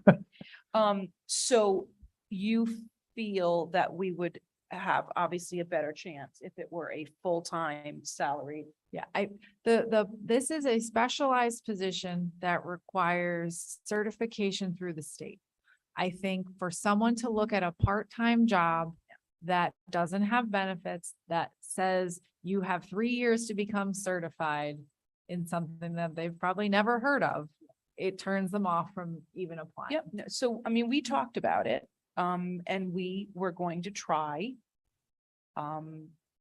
going the route of her current hours, and obviously that did not produce any remotely viable candidates. How long has it been exactly? And we've never shut off the ad. It has been going on. We did not close it. Okay, good. I can see if Jim has the date that. You're right, Nicole. At the last meeting when we came and gave Donna her exit interview, we agreed that we would go forward as is at this time to see what we do, because maybe we get lucky. I thought we might have, but we didn't. Yeah. And I think one of the biggest turnoffs was, so she was a mom whose husband was in the service. She had a child, and there's a lot of traveling that was traveling that was involved with training. So, I mean, when you have Then a month. childcare to worry about, This is all guessing. So it's been posted for a month. We Yeah, I posted just looked on- it up on a the month. 12th. Yep. So.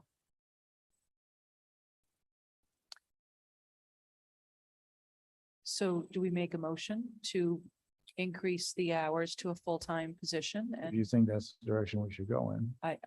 I don't know, what other option we have.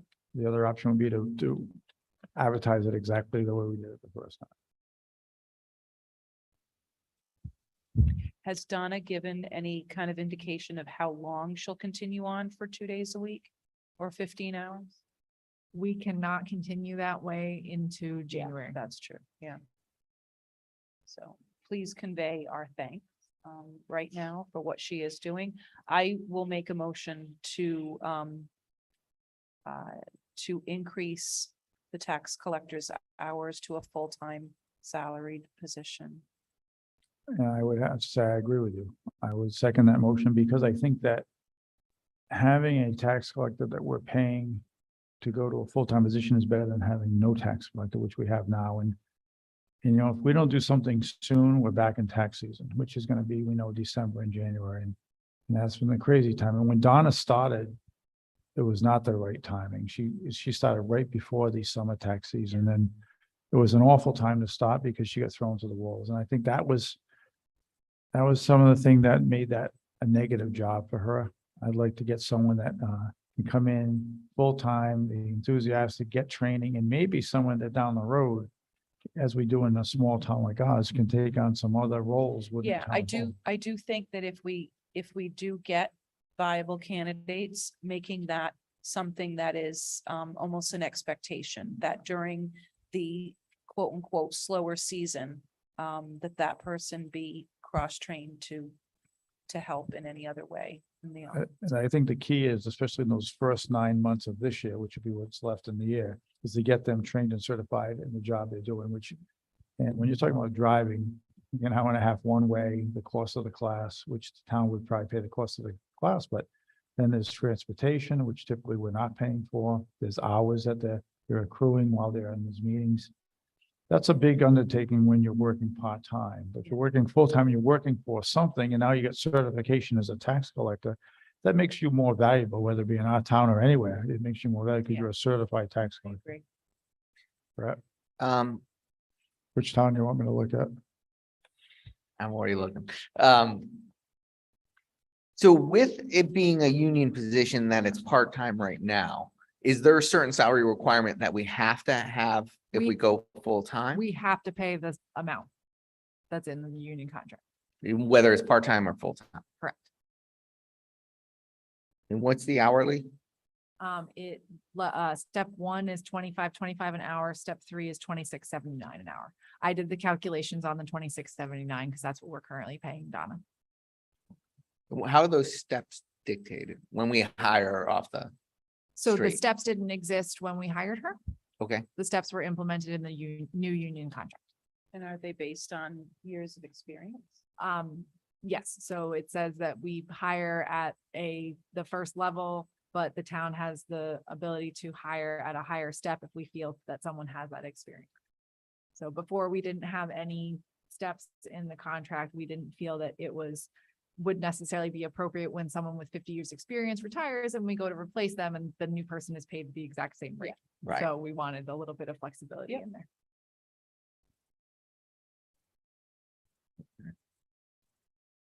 I'm just seeing the range that other areas are paying, but I see ours. So we are, it looks like a little lower than some of the other ones out there right now, but Yeah. nothing in, well. The I town guess- of Groton recently posted for deputy tax collector, assistant tax collector. I think us posting now after that has closed is a benefit to us because that position was full-time benefited, paid more than us and was not the tax Yeah, collector. there's no way we're gonna get anybody to apply. Okay, But there are no towns, in my opinion, in a reasonable driving distance that currently have a vacancy for tax collector. I think Branford is the closest. I think tax collector sounds better than part-time tax collector. And is this, Bob, do you think this is something that we can make up somewhere else in our budget going into next year? Or do you think this will be a direct increase? No, I think that, well, I think on the salary side, it may be a direct increase, which is the 9,000, roughly 9,000. Yeah, I'm more concerned about the benefit side. We could, I mean, are you talking about this particular year we're now? Because we think. No, I'm saying for next Moving year. forward. I just hate that we're already gonna be in a $30,000 deficit going into next year's budget cycle. That may be the case, but I mean, you can't operate without a tax collector, so. I guess my only hesitation is 30 days enough to say we can't find anybody? That's my only rub, is it in this world today, is that enough time, 30 days? So, if we were not going to change it at all, then, and just continue waiting, but I do think what is hurting us is the fact that, somebody part-time is really being asked to work some days, sometimes during the year, more than full-time. I do think that this is going to be attractive to somebody who is looking to start a new career, that we can train and they can actually start a new career. I just think right now with the working market that it's going to be a really hard sell for part-time. Yeah, they were asking a lot of our current tax collector who's already resigned and asking to continue on as Yeah. much longer than. And I agree with that. What So was, I do just want to just comment, because when Donna talked to us about her exit interview, she was detailing things that she just did not have time to do. So when you talk about making up the $40,000 potentially, or the 30, if she can really buckle down and collect everything that we have coming to us and identify things that might have been slipped through the cracks, that might Right, make up that's a valid some point. part of our. Well, some of that proof in that Increase. is that Chris, the previous tax collector was not sending much over to our attorney, Lloyd Langham, who's our collection attorney. Donna's done a phenomenal job sending Yeah. the info, and we've already collected it. You know, the number, Christina, approximate number that's come in, that is around 60,000. Okay, well, I think it was around 60,000 of past due monies that we weren't chasing before. Yeah. Lloyd had mentioned that he got very little sent over from the previous tax collector. So Donna's done a due diligence, and as you just said, it gives the tax collector more time to handle those things that. Yep. In the course of the normal day, they just can't get to. So in the slow times, maybe that's something you really can concentrate on. So in essence, we're bringing in additional revenues to the town that are owed to the town. Well, at least we're collecting them, where before we weren't. I agree, that can help offset some of the increase. And I think we also, as a board, we're pretty conservative when it comes to, especially during budget season, when it comes to, and then we consider the least bit frivolous. We buckle down and there's not much fat in our budgets at No. all. So, but I think that when there's a need, there's nice to haves and needs to have, and I can't imagine a tax collector's position being open, isn't a need to have, so. and the reason we went part-time, the past administration changed it to part-time, is there? Yeah, so when Amy, the prior tax collector, left, I did an exit interview with her, and she said that she had downtime. And that was part of why we said, okay, let's try to make this part-time, try to save the town some money. And I don't know how she had downtime, because I watched Well, Karen obviously she wasn't struggle. collecting. She wasn't. I watched Karen struggle. I've watched Donna struggle. There's some tasks that I've taken on as far as reporting for the tax area, which, when Amy was here, my position didn't exist. So that wasn't a capability. And I also think it's better for me to be in the tax software so that I maintain a familiarity with how to do it in case I need to. And also so that I have a better handle on what we're collecting, which I definitely just showed with my inability to answer Bob's question. But I think it really helps to when Board of Finance asks me the questions at the meeting, about how collections are going, I can actually answer them. Instead of saying, oh, I was handed this report and this is what it said. But you, as you said, you are doing some reporting that typically the tax collector would be doing, but you've taken on that role, which is keeping you from doing other things that maybe you need to do, so. Do you think if we do this and go full time, that we change some of the qualifications a little bit? I'm just, as we're talking and I'm looking at some of the other towns, they have a little more stringent qualifications as regarding to tax collector experience compared to general. I don't I'm know what wondering they if- say, but I think that we can say preferred. Yeah, So that if we're between two, but at this point, if we get an enthusiastic, smart person who really has very little knowledge, we're going to need to train them, but I'd rather hire for the right person than, Yeah, I mean, we're looking for, we do say 2 years experience in tax collecting. okay. So And then they have do we 3 say years to preferred? get their, 3 years to get their certification, and it's 4. So just so you guys know about the certification, it's 4 courses. They're only offered, there's a fall session and a spring session. So it's going to take a minimum of 2 years for this person to get certified, no matter what, just because the way the courses are offered. They're 7 or 8 weeks for 3, 4, or 5 hours a course, depending on the level. The level 4 course is a 5-hour once a week. And you have to travel an hour or an hour and a half, depending on where the courses are held. And the first course had, when I was communicating with the group that governs tax collectors, the first course wasn't even gonna start for 2 weeks and it was already full. So even if we had hired someone, they wouldn't be able to take the first course until the spring. So it's all cyclical with this, you know, they had openings in the level 2, level 3, level 4, but level 1 was flat So out. you mentioned that we preferred 2 years of tax experience. Of the 4 people that applied, how many people had tax experience? No one. And when we posted it, when we hired prior, no one. And when we posted it and hired prior, no one. I'm just wondering if we go to a full-time, do more people with experience? Well, come that's what out? I'm thinking. So I if hope so. you're, think about our town clerk. She was an assistant town clerk somewhere else. She was not the town clerk.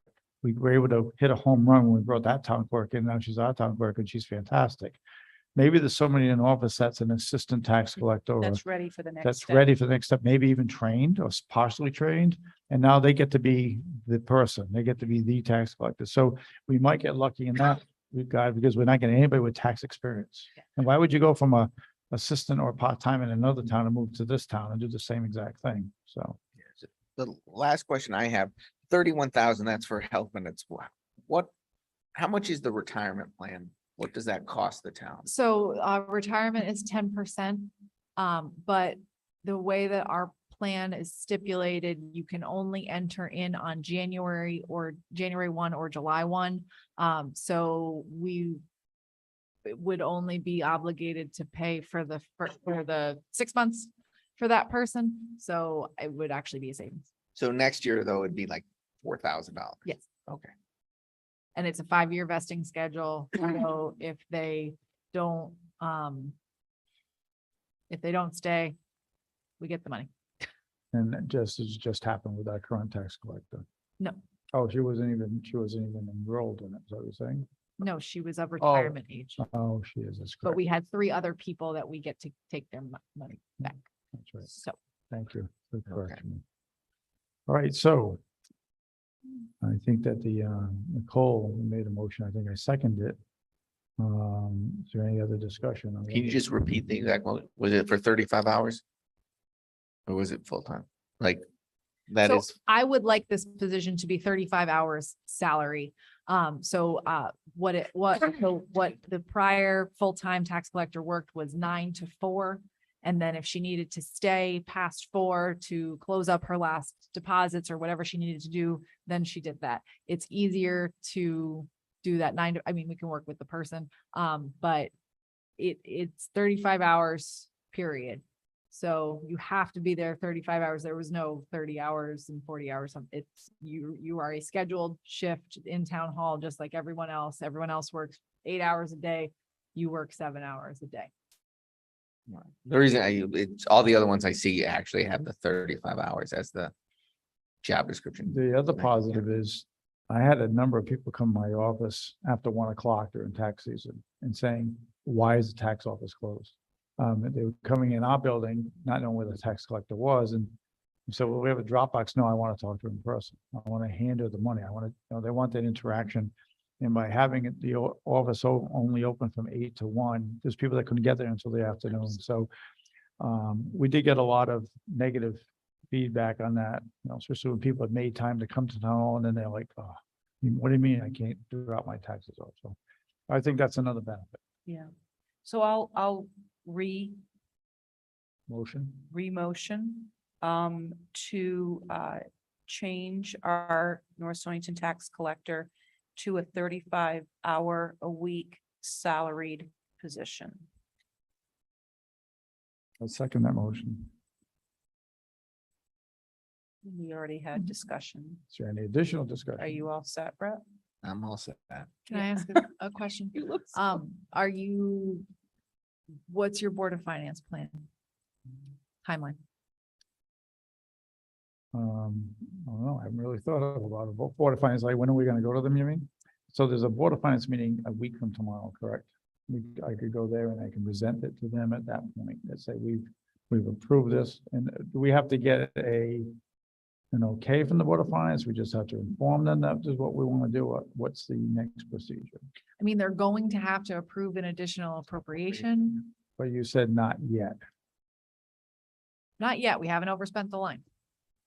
By July, at some Yeah. point. Between there's now So some we're and gonna time. go and give them an awareness Yeah. that we're doing this and that we might need to come to them this year Right. for what's currently in the budget Yeah. for an additional appropriation. And then certainly the next budget season, we would have to build something in, but that would be part of the entire budget. I would think that if we get our steep grant and we know this is in there, why don't we just do it at the same meeting?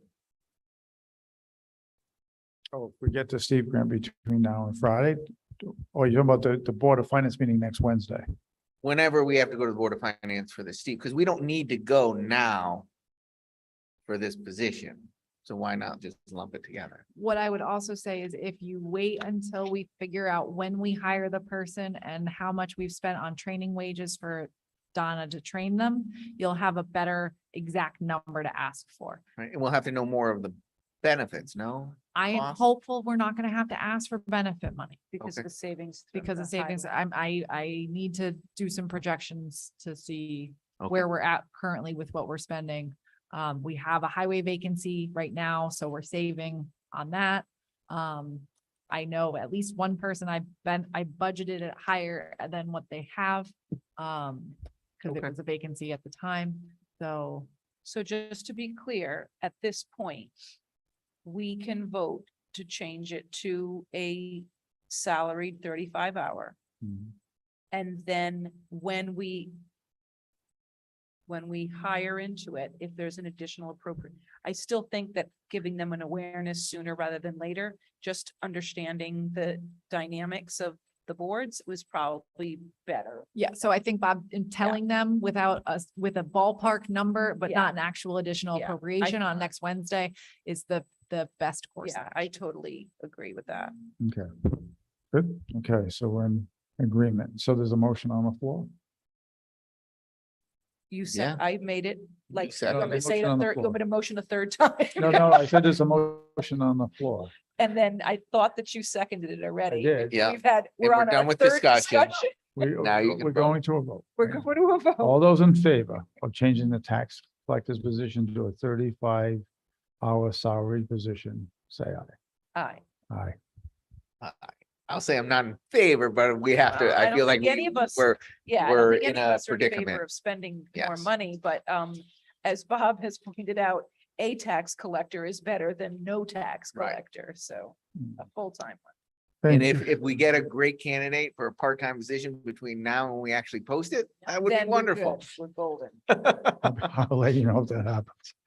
I'll call you personally, let you know. Okay, so we on number 10, we should be able to blow through these next three more things. Wait, not to make you guys go back, but did you have any other discussion of any of the other vacancies on boards? Actually, yeah, I wanted to mention something on here. I'm sorry, go ahead.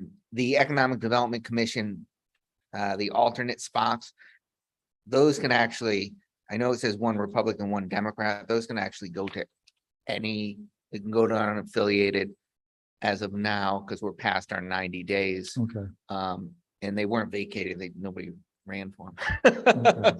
So those are just, so I think if something comes in, no matter what party we could look at those. Sign Okay. them up. All the other ones seem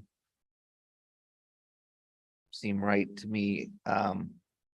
Affordable housing, 9, because that's a They- very big committee. is that something we should look at and lower the amount of people on that? So then you have your quorum, you have, I mean, I think we should, then just- everything's based on a lower number. That seems like a huge, so I think we should just look at Member. that committee and as a whole somewhere down the road. It's just, okay, we have so many things going on right now between demolition and tenants, and there's a lot in town.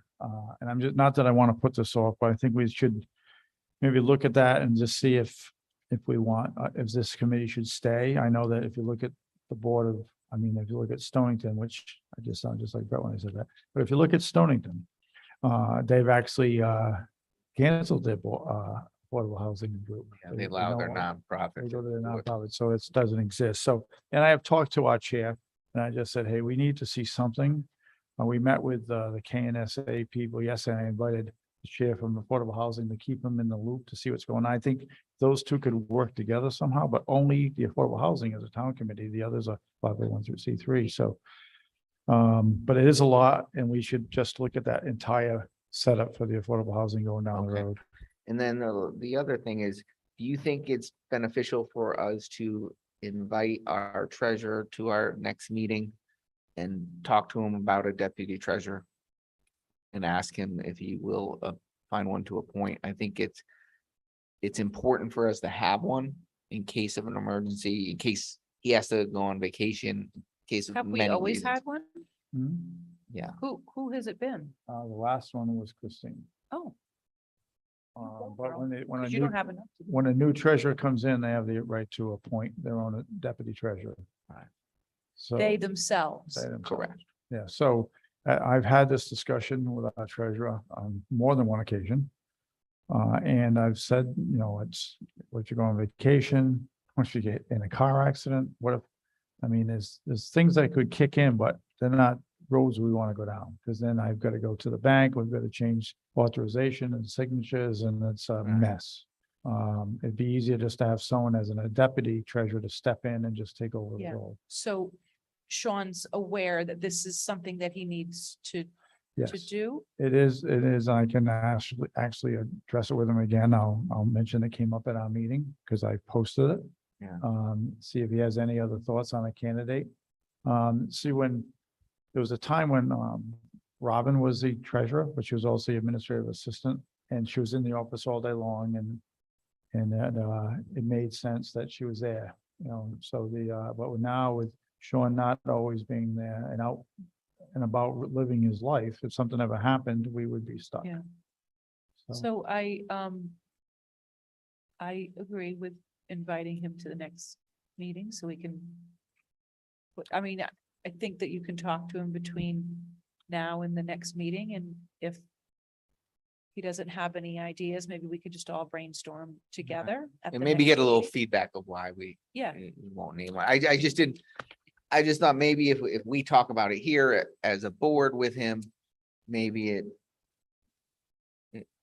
yeah, I mean, Might it does definitely open us up for, not liability per se, but just some challenging times if, God forbid, something should happen in the moment and we don't have anybody that knows the books. It's very challenging, especially if there's payroll due to go out. well, yeah, because we need someone to sign. I mean, Yeah. even knowing the book, you need someone to be able to sign those checks. Yeah, And I mean, no offense to you, Christine, I understand why he might have taken you off, because I'm uncomfortable with having someone not a resident that wouldn't be able to be the treasurer, be the deputy. I'm not sure if that's the reason it changed, but I think to be the deputy should be someone that's able to be the treasurer as well, technically. I'm hoping that's why his philosophy. Okay, so I'll have a good discussion with him. I'll let him know why it came up in the first place because of this sheet that internet put together for us. And that the question from the Board of Selectmen was, you know, do we have someone in mind when this is gonna happen? And we're in a situation where we don't want to have that exposure. So I'll ask him if he'd like to come to the next meeting, or maybe he'll just tell me what his thoughts are, and if he has someone in mind, then I'll bring that information to the next meeting. And I guess the second thing on that is if we don't have a deputy, I know, I think I've heard that the school has like an electronic signature form, so he doesn't have to physically sign the stuff, but he approves them. Do we have that ability that if he was on vacation, for him to be able to do that on the town side of the things? He has a stamp that if he felt comfortable, he could leave, Okay, but that's at his discretion. They print the signatures on the checks. We don't Okay. do that all right. but So he if he has a was stamp. away, there's no, unless you unless he left. the gave stamp someone the and- authority to use that stamp, we'd be out of luck. Okay. Mhm. What, do we know what the contingency is if something were to happen and we don't have a deputy or the treasurer? Is there, I've never looked at that state statute. Didn't Sean tell you there were certain things that if he was incapacitated, you could appoint a special something?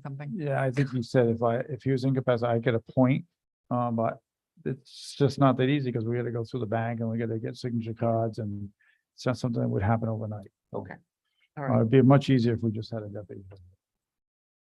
But I can get clarification if you'd like me to do that for you, so what the steps would need to be taken if that happened.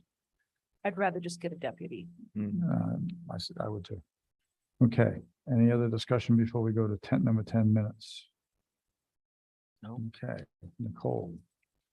I make a motion to approve the town of North Stonington's Board of Selectmen meeting on August 23rd, 2022 at 6:30 PM. Approve the minutes as written. Second. Perfect. Any discussion? If none, all in favor, say aye. Aye. Aye. Okay, any public comments? Okay, is there any online, Christine? No. Our next meeting is Tuesday, September 27th. That's the next Board of Selectmen meeting. Of course, we have a tri-board meeting on Monday, the 19th.